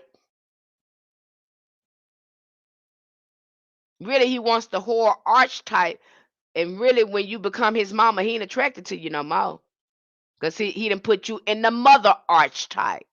You don't hear me though. You don't hear me. You do not hear me. You do not hear me. That's what's gonna happen. You wonder why? Dang, he was in love maybe when I first got with him. Everything was just spicy. But now that I done moved into the wife archetype, he's not interested anymore. Yeah, because you were in the whore archetype, he loved you. Now that you in the mother archetype, that's what you are to him. And he go out and get a mistress because what he desire is the whore archetype. Everybody talk about superhead. You talk about her, some of these women, but that's what they let these men let you know what they want. She wouldn't be successful and have the momentum that she had and the prosperity that she had if it weren't for men liking it. They let you know they love the whole archetype. Forget what they telling you. I want a good woman and all that kind of stuff. Really, they desire a whore archetype, and then get mad at you because that's what they like. Some of them is all of them like that now, but a lot of them like that.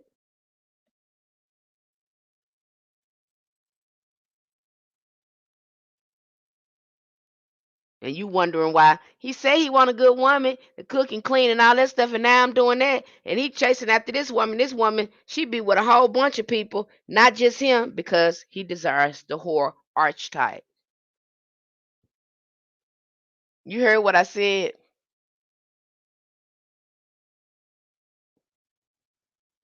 That's really what they want. But then when you become that, when you own your sensuality and your divine feminine magnetism, they're gonna talk about you like a dog, especially when they can't get their hands on you. They're gonna disrespect you. Some of these women, they scared to tell these men no.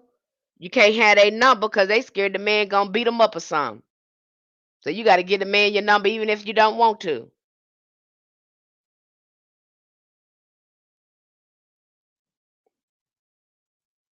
Okay, so stop it with this twin flame stuff. You don't know what you're doing.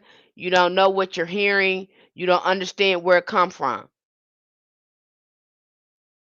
I know it's madness, seeker of no, but you do it for yourself. You out there living the life, especially you young folks. You see it for yourself. I ain't got to make it up. You're living it. I ain't lying.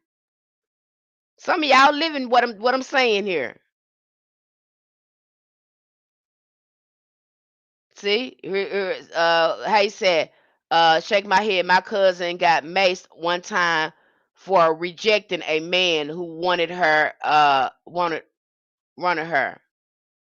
but their protectors somehow protecting us from other men. And some of these men is sick now, y'all. You got to remember, somebody told them they was first.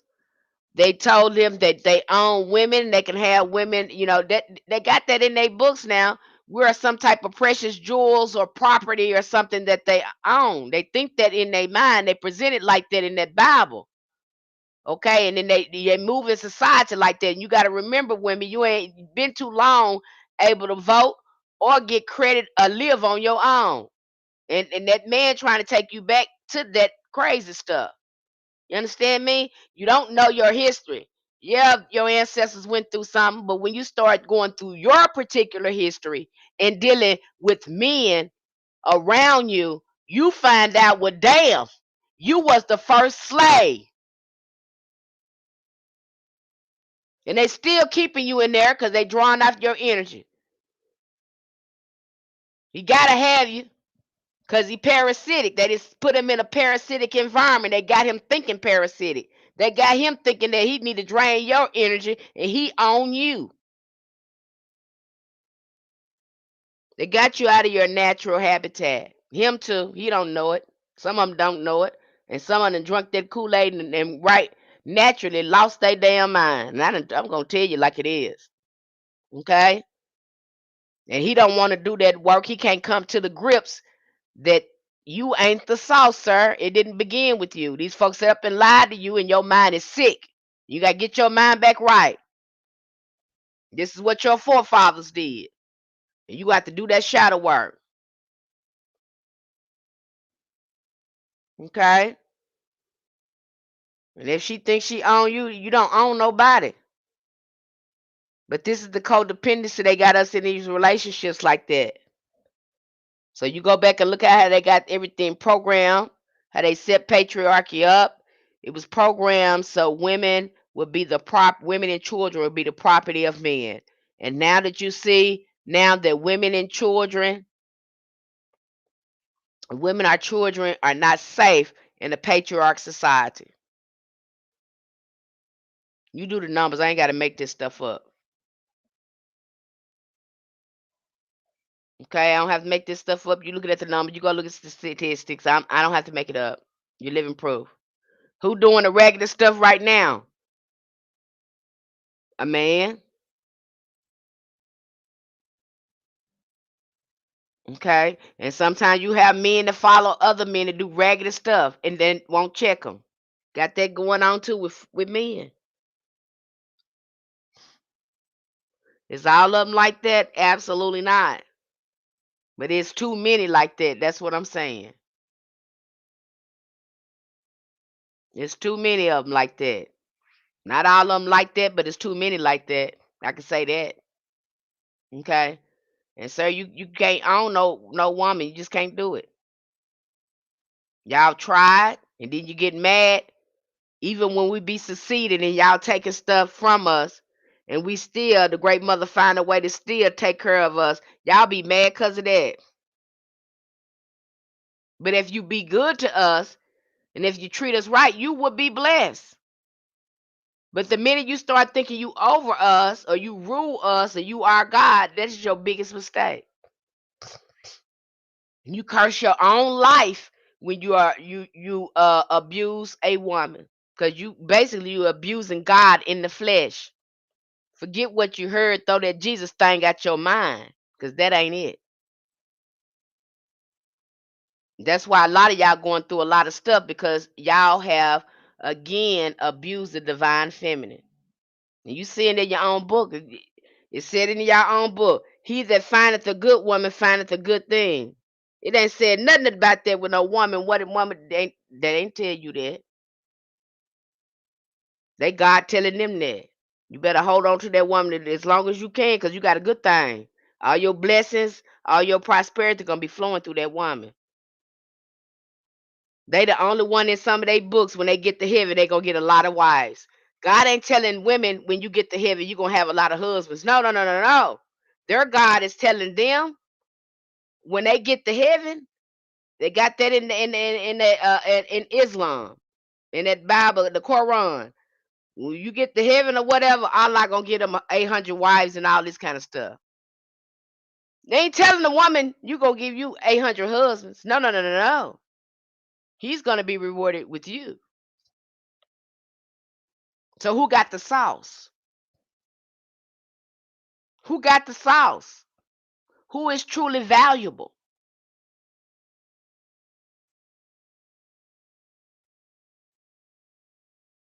And them rascals right there, they could be something else.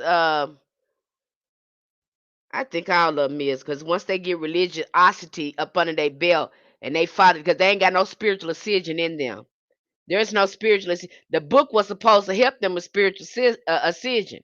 They wrote it for them, and a lot of them they can't ascend.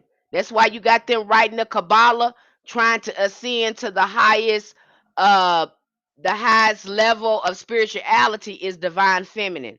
They're calling it Christ consciousness, but the first Christ, the Christos consciousness, come from the divine feminine, which is Sophia. She embodies the Christ consciousness.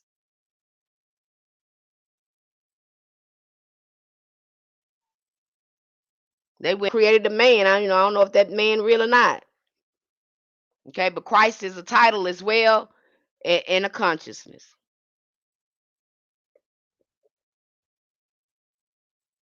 He again, you need to look at what you're looking at, child. You just look at it, baby. Okay, is all of them like that? Absolutely not. But it's too many like that. I can say that. Okay, by redefining the twin flame concept as a man and woman must find to feel complete, it subtly reinforces a myth of incompleteness without male energy. The idea that spiritual evolution depends on romantic attachment, the suppression of women's inner authority and divine sovereignty. That's all that's going to lead that to. That's all that's going to lead to. There is no twin flame in hoodoo. Now, if you want some love in your life, start working on you self love. Find out why you gotta go find love, and love is right there with you. How come you can't love yourself? Why you gotta go look for something outside you? Because every time you do that, you ain't gonna do no more shortchange yourself. You cheating yourself every time you do that. When you're talking about grid workers, are you talking about people that work with crystals and people that work with ley lines? Is that what you're talking about? Somebody asked me a question, said, any thoughts on grid workers? Is that what you're talking about? People that work with ley lines or crystals? It mirrors how the goddess was split from the god, and how women were taught to find God through men, priests, and husbands rather than directly through their own souls. God is you, woman. Yes, I was told I was one, but have no clue what that they are. You told you was what? A grid? I'm not understanding it. I don't think I understand what you're asking me and what you're stating here. So, a grid worker, what is that? That comes to mind with that is that someone who works well with energy, someone who can find energy centers or energy vortexes. That's what comes to mind when you're saying that to me. I hope I'm understanding that right. Okay, that's what that is. Someone who can find energy centers or energy grids or ley lines. Or maybe you need to be working with crystal grids. You have some people that make crystal grids with selenite and crystals. They'll make different type of crystal grids to harness energy. Okay, but you can go look that up. And you can also go out in nature and set up your energy, set up crystals on ley lines to harness that energy by creating crystal grids. And some people that do that, they specialize in making little grids in different patterns. Spirit would inspire them to make certain grids in different patterns and sometimes different areas in ley lines. So you probably want to look into that. Okay. So again, that's all that's happening. The real twin flame is the union of your spirit and your soul. Okay, the point where your human self merges with your higher self. That's where that's gonna go. That's what needs to happen. It ain't outside you. These folks is lying and they just taking your money and stringing you along. It's that more like that cult like type of crap. Cause that's how the people act when the people come to me. It's hard as hell to get that out their mind. Okay, because they thoroughly believe in this twin flame stuff. And I have to sit down, especially if you look like me, I have to sit down and look at you and say, show me somewhere in a book, somewhere, any type of esoteric mystery writings that your ancestors wrote and said anything about a twin flame. And they look just as puzzled because they can't tell me that. Just because you consumed all this false information on social media about twin flame, you keep following these people with these lies and stuff. That's how you got that. Your ancestors ain't gave that to you. They have not given it to you. Your ancestors, they wanted love or keep love. They did domination work and they did love work or command work. That's what they did. They didn't play with no fantasy type of crap. Your ancestors had power. They weren't going around looking for nobody. If they wanted love, they went to that altar. They started working. That's what they did. Never, their ancestors never said that. Oh, I'd be curious on the topic. I feel like I'm a grid worker too. Is like ley lines mending. Okay. So now that we got that out the way, somebody want to talk about grid lines. There are ley lines. When you're going outside, you'll see a lot of ley lines. Uh Usually from my experience, you can see them close to water. You can also work with the energy currents of water because water, the flow of water, especially rivers and oceans, they create an electric current. So you can harness energy there near the water. It's good to do rituals near the water. It's good to do rituals to the water. They are the most powerful rituals that you can do because river water, ocean water, sea water is alive because it's always moving. Does it make sense to you? Streams are alive because streams are always moving. Water that's moving and flowing is always alive. Okay, so you're coming in contact with a lot. You got a lot of SJ. You can call it SJ too. Okay, you got certain place, the energy grids on the earth, which is called ley lines, where you can do powerful rituals. That's why you have a lot of our ancestors doing rituals outside on the ground. That's why you'll have a lot of people when you go in their house, they have their altars on the ground.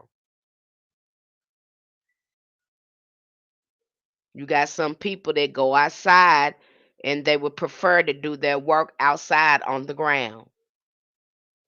They're harnessing that earth energy, that energy that lay in the earth that they call ley lines. Now you should be able to find these ley lines in your community.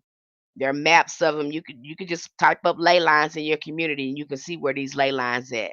And you probably are already going to them to intuitively. What I find is some people are already going to the ley lines intuitively. They can feel the energy there. So you could be already going to them.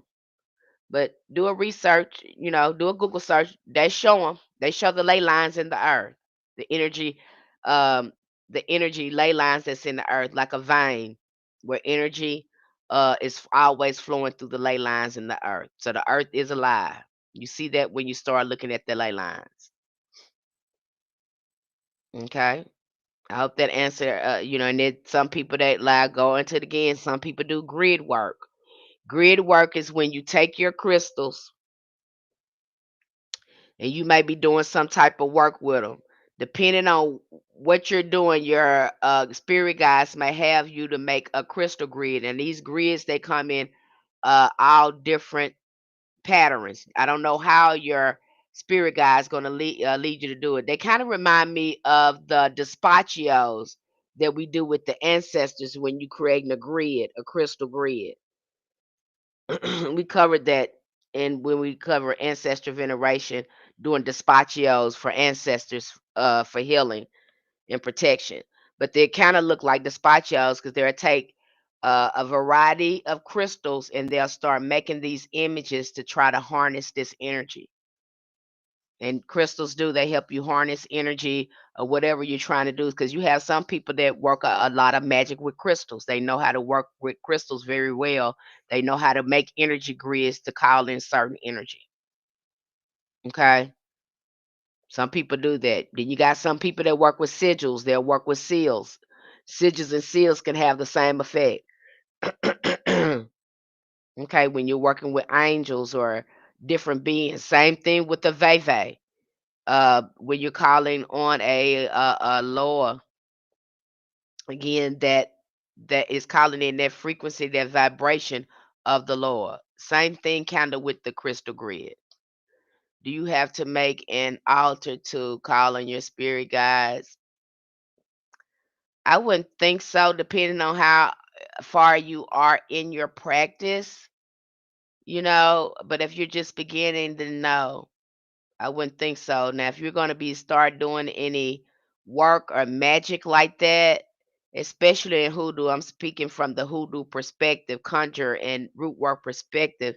If you're going to be doing any work like that on the altar, and I would tell people, I recommend at some point you having an ancestor altar or be in frequent communication with your ancestors before you start doing any type of hoodoo work and magic. And what I find, and I find it so odd and disturbing, is that I would meet a lot of people that have a magic altar but don't have ancestor communication and don't have an ancestor altar. And I think that is the craziest thing for me. It's just crazy to me because I would have an ancestor altar, especially if I have a magic altar, because I need them to protect all the work that I'm doing. I need their energy in the home to constantly shift it into peace, into love, and to protect anything I'm doing. That just makes sense to me. So it's always, odd to me when I see people. Oh yeah, I got a magic altar, but no, I ain't got no ancestor altar. Mm-mm, mm-mm. I don't want that in my house. Someone be scared of it. I said, but you ain't scared to have that magic altar up there, and you don't know what you calling and what you calling on and what you working with. You ain't scared of that. But you scared of protection? You scared of the ancestor altar that's gonna be protecting your work. I can never make sense of that. And they be comfortable with doing it like that too. I'm like, and they be coming to me because they having some problems with the work most of the time. They can't get it to move, and I have to tell them that it's that because I they created it, and then you trying to do it without their help. Honey, that's the problem. Or they haven't did any inner work or not aligned with the work. So it just, at some point, no, you don't need to alter there, but you do need to be consistent with doing libations and talking to them if you're wanting to make contact with them. Spirits move by consistency. They got to see that you're real. So you can't play with them the way you play with humans. You can't play with spirits like that. They don't play like that. They can see you. They can see you faking and jiving and all this stuff. You can't play with spirits like that. Now you can do that with these humans. You can fake the funk with them all you want to, but you're not gonna do it with a spirit. And if you is trying to do it, you ain't doing them crossing yourself up. Okay? You can manipulate and deceive people, but you can't do it to a spirit. You're gonna do them but hurt yourself, get yourself all messed up. You're gonna be upset. That's all that's gonna happen with that. And that's why a lot of these spirits won't move the way you want them to move. You think the first time you go there and ask they're gonna move like that. Nah, they gotta see you for real and serious. And sometimes they can see your true intentions and they ain't gonna come at all because they know you raggedy. So you can call them all you want to, and then you said that's when people get upset, and then they, a lot of them go to work with more nefarious spirits, low vibrational spirits to get something done. But see, when you do something like that, you got to make a pact. You got to pay them spirits. You got to be careful what you get into when you get to doing that. You have some people say, "Forget it. I don't want to do that. I don't want to have to do the work." And I'm gonna go work with this spirit right here because I ain't got to raise my vibration or whatever. But you're gonna pay a price. Oh yeah, you're gonna pay a price. They ain't gonna work and do nothing for you for free. You could think you taking a shortcut, but you ain't. Okay? Well, some folks go crazy. They be crazy as hell when they do something like that. It is better for you to do the spiritual development and self development work and make these connections, instead of trying to take a shortcut. But you got people do that. Oh, it's plenty of books out there about how to make pacts with these spirits. Oh, it's plenty of them, baby, out there. I have to. It's hard for me to avoid them. It's hard for me to avoid. It's plenty, honey. It's just letting you know how many people been taking that route. It's a lot of folks taking that route. Okay, they don't want to do the work. They want an easy, quick fix. But I'm telling you, you get yourself caught up in something, you get bind and made a pact with the spirit, you're gonna get yourself into something you can't get yourself out of. That's usually where that lead. Okay, you can try that if you want to. I can't emphasize that enough. And I think Bobby Hemmett did a great expression. I've talked about it.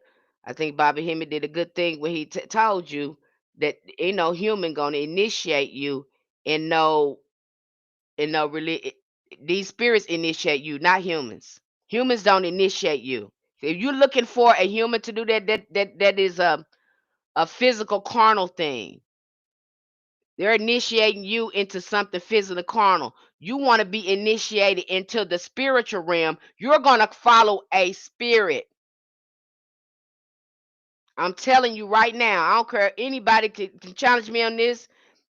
That me and Ifa West sat there and talked about that. Because even when you following hoodoo, you start to see that because them spirits start teaching you stuff. You be like, oh my gosh, I wasn't. And they will tell you that something you ain't going to be able to do. I'm telling you now. That's why it ain't no initiation in hoodoo. You start to find out real us quick. My ancestors are initiating me. Oh my God, it's gonna feel like that. They were like, "Nah, you can't do that until you get over here and do this. Get somewhere and sit down and be quiet. Or we gonna need you to pray and fast and do this for a minute before we give you a breakthrough on this. You got to do this right here. Oh yeah, you gonna know. You ain't gonna have it twisted. Believe me. When you follow these spirits, it's totally different from what these people is telling you. I promise to God. Okay, I promise you. Now they can sit up there and say, I'm a initiate. They initiate you into a religion, but not into the spiritual science. Them ancestors, them spirits gonna initiate you. A person can't do it. You're trying to follow a spirit, so why wouldn't you think a spirit is gonna be working with you, helping you do that? And the initiation starts, and you can get consistent on that altar work and things like that. You'll know because they'll start coming up in your dreams. That's how you know you done made the breakthrough. Ain't gonna be with nobody. You gonna put that work in.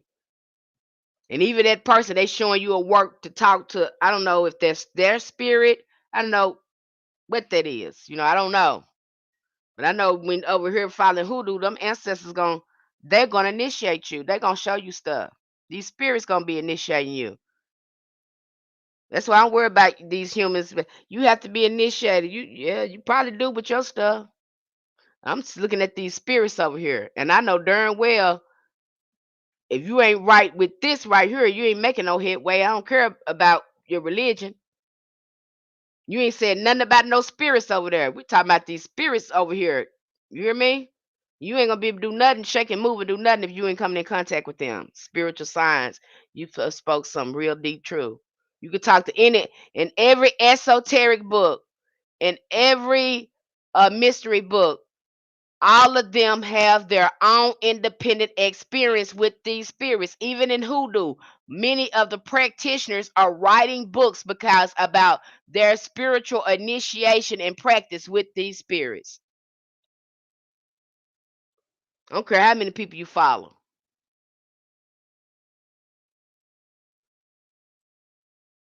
I don't care how many people you follow. If you are not being consistent and have a relationship with these spirits, I don't the initiation don't matter in no religion because those spirits ain't talking to you. You just initiating a religion. These spirits are not talking to you. That needs to be going on. That's a true initiation with spirit. When you go out there and do something and you do your work and instantly you come in contact, direct contact with spirit. Why? Because you have passed the initiation and did the character work and elevation work. Now you can come in a direct contact with these spirits because you did the work, not because you went into the religion. It's because you did the work.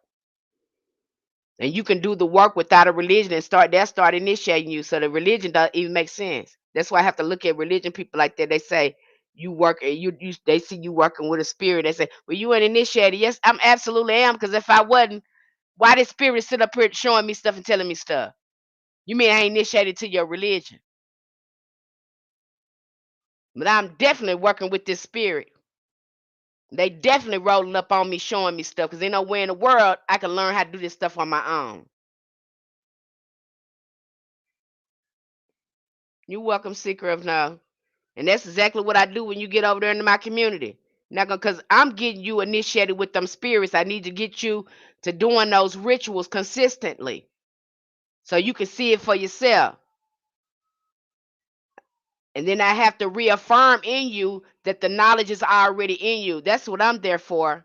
I don't want you following me. I want you following them spirits. That's the goal. I don't want you looking at me.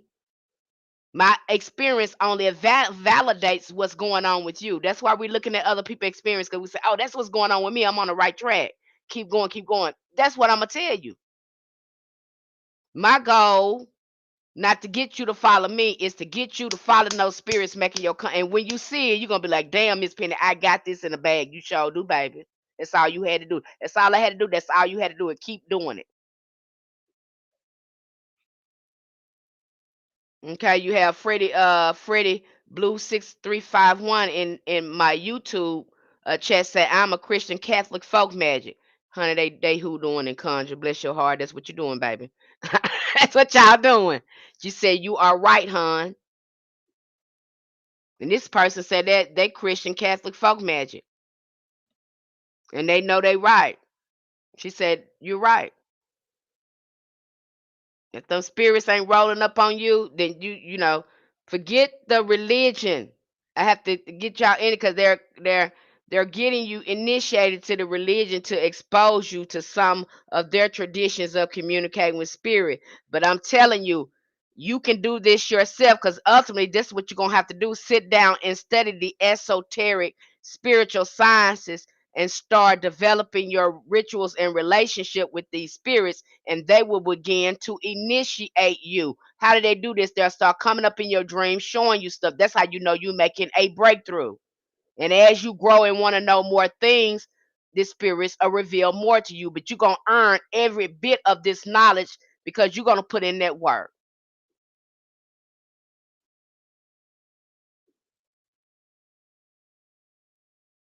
Now, you can keep on jumping over there with these folks. They still got to do work. And then people are flawed. when they see you have this spiritual essence on you so strong, some of these folks and priests and stuff, they would try to block you from different type of stuff that'll align you. So people are flawed. As I said, don't people are flawed. But them spirits don't lie. They don't manipulate, they don't deceive, they don't do none of that stuff. And they see you looking at you. And I think every time we put people in the middle of it, it distorts our spiritual path. They mean well, some of them do. They mean well. I can't say they doing it to be ugly. They mean well. But this spiritual path is unique and it's yours. It don't belong to nobody but you. And you the only one can open it up.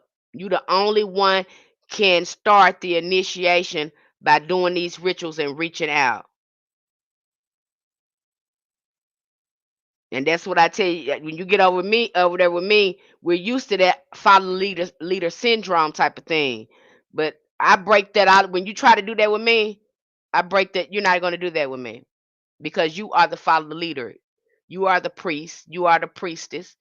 Nobody is more intuitive or more psychic than you. No one knows. We're not going to play that game over there because you're the leader. And long as you keep doing the rituals, you being consistent, you're going to get results if you're for real. And I'm going to keep putting, every time you try to follow me, I'm put you right back on that spirit again. What did your ancestors say? How consistent are you with your rituals? What was the experience? Okay, this is what happening. So go ahead and keep doing what you're doing and follow spirit. You know, I'm gonna keep pointing you on spirit because I don't want you looking at me every time you, well, Miss Penny, what would you do? No, no, no, no, no. What the spirit tell you to do? That spirit told you to do. You trying to follow me? No, no, no, no, no. We gonna do what the spirit told you to do. Sit with it for a minute. What's coming up on the inside of you, baby? What I'm feeling like I should be doing. That's what you should be doing. Cause I get to get you trusting yourself. Cause people have told you that they know better than you, and they don't. They don't. I got to show you that the answer in there, but you keep on avoiding, try to look outside yourself, and you need to sit with it for a minute. That's why I got to get you sitting down, being quiet. Okay, I got to get you to doing self care, self love. I got to get you getting into that, so your intuition will start getting louder and louder, especially if you do the shadow work. And it gets more clear when you are again interfacing with your most beloved elevated ancestors. I got to get you around, start you building your spiritual court. That's why I got you working with the archangels. That's why I got you working with your most beloved ancestors. You're building a strong spiritual court in God. That's why I got you over there doing the things that you're doing. My mission, the way these other folks, and it might be a little different. You might, Miss Penny, why you doing it like that? I feel like you ain't. Yes, I am. I'm showing you what you need to be learning, but I'm showing you, I'm giving you the information there. But ultimately, the spirit is going to be teaching you how to execute it in your everyday life. I can't teach you that. The spirit that's already in you. I can't take that away from you. I can't tell you how to live your own spiritual path. You got to do that on your own, but I can point you to the information that'll unlock it inside yourself. And I'm damn sure gonna mentor you so you can see it. Okay? That's how I work. I don't work to lead you or take power from you. I work with you to unleash the power within yourself. Okay? That's why I got to get you looking at yourself, get you sitting down and stuff and questioning what's going on in you. Okay? And if your person ain't doing it, I don't know what they doing because showing you a spell or nothing ain't helping you, baby. That ain't fixing nothing. You need a connection with spirit. That's what you need. So you get things get things in alignment and you make better choices for yourself. Okay. Yeah, we all different. We come in, and my thing is support you. I give you all the information so you can try to figure out, okay, what do I like? What I do. I don't show you no spell because I don't know what you like. I don't know what your ancestors gonna have you doing. I don't know if you're good in water magic, air magic, fire magic. You got to find that out when I present everything to you. And you say, "Oh, I like this. I want to try this." That's how you know you'll be able to do it, because it resonates with you. I can't just have you doing things one way. That may not be your magic. Fire magic may not be your magic. Air magic may not be your magic. You probably didn't come here to work with those elements. You have to this is about figuring you out and not following no leader doing what they doing. You gonna come up with your own stuff, and you should. It's yours. I feel like a Ouija is just another way to do divination. Your own feelings, thoughts on it probably gonna reflect on how it goes. Yeah, I would do that. Okay. So again, there is no twin flame, and can't nobody talk to no spirit or make a initiation or take you through initiation but a spirit. Now you can go back and forth with this, but I'm telling you, through experience, and if you read through some of these, look at our ancestors and the work they were doing, they were following spirit. That's why there ain't no initiation in hoodoo, because your stuff ain't. These spirits ain't gonna be working with you if you ain't got your stuff together. Just certain things you ain't gonna be able to do. Okay. Anybody got any more questions for me? I think I've kept you long enough talking about this subject. If you're interested in the astro reading, you want to see what's in your chart, what elements is good for you to work with, what's your spiritual allies, what roots and herbs, again, you came here to work with, because you're going to see it through your natal chart. You get a lot of information in your natal chart when you know how to look at it from a hoodoo perspective, and that's where I come in at. Now, if that's something that you're interested in, they're $15. You can DM me here on TikTok, your name, your time, your date of birth, place of birth, your email address. I'll get you out an invoice, and I'll get to work on your chart if that's something that you're interested in. They're $15. If you're interested in a tarot reading, those are $35. Let me put in my email address here, YouTube family.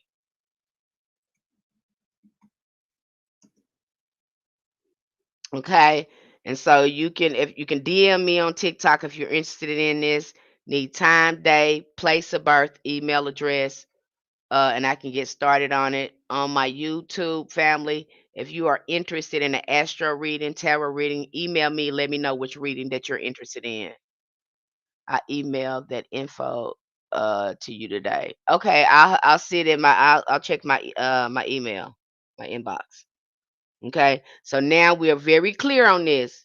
And if for those of you who have missed this entire live stream on TikTok, please go to YouTube, because it's going to be recorded there.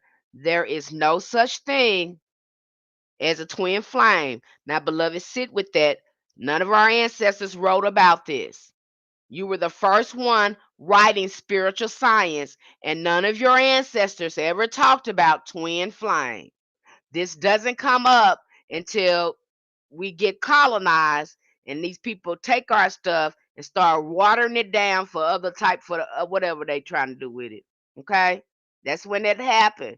Your ancestors never, when they wanted to do love work, they've already crafted a system for you to attract love, to do domination work, to do commanding work, to sweeten things up, to get you in alignment with the energy of love. There is no reason for you to be under this assumption of this twin flame thing. Baby, your ancestors never talked about that. This is made up stuff, Santa Claus fantasy stuff they always giving you. Okay? Like the heaven, like you're gonna go up and go to heaven, and then they're gonna take everything for you, and you don't get heaven here, you gotta die to go get it. The same thing, ain't nothing, same thing. That's what they didn't gave you. And I kind of think that's a attack on women's minds, because of most people that's listen to this stuff, but women, because I done had too many women to come to me, and here I am trying to remove these blocks and get them in alignment where they supposed to be. Ain't even supposed to be doing stuff like that, but they doing it. Okay, you're welcome.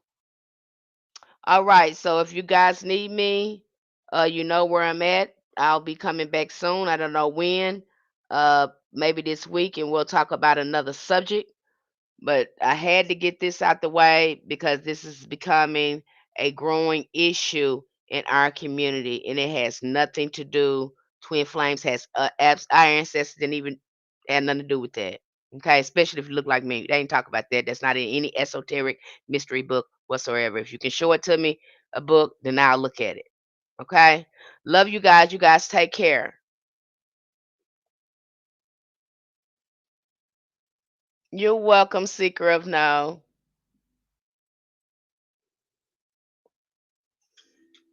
Okay, love you guys.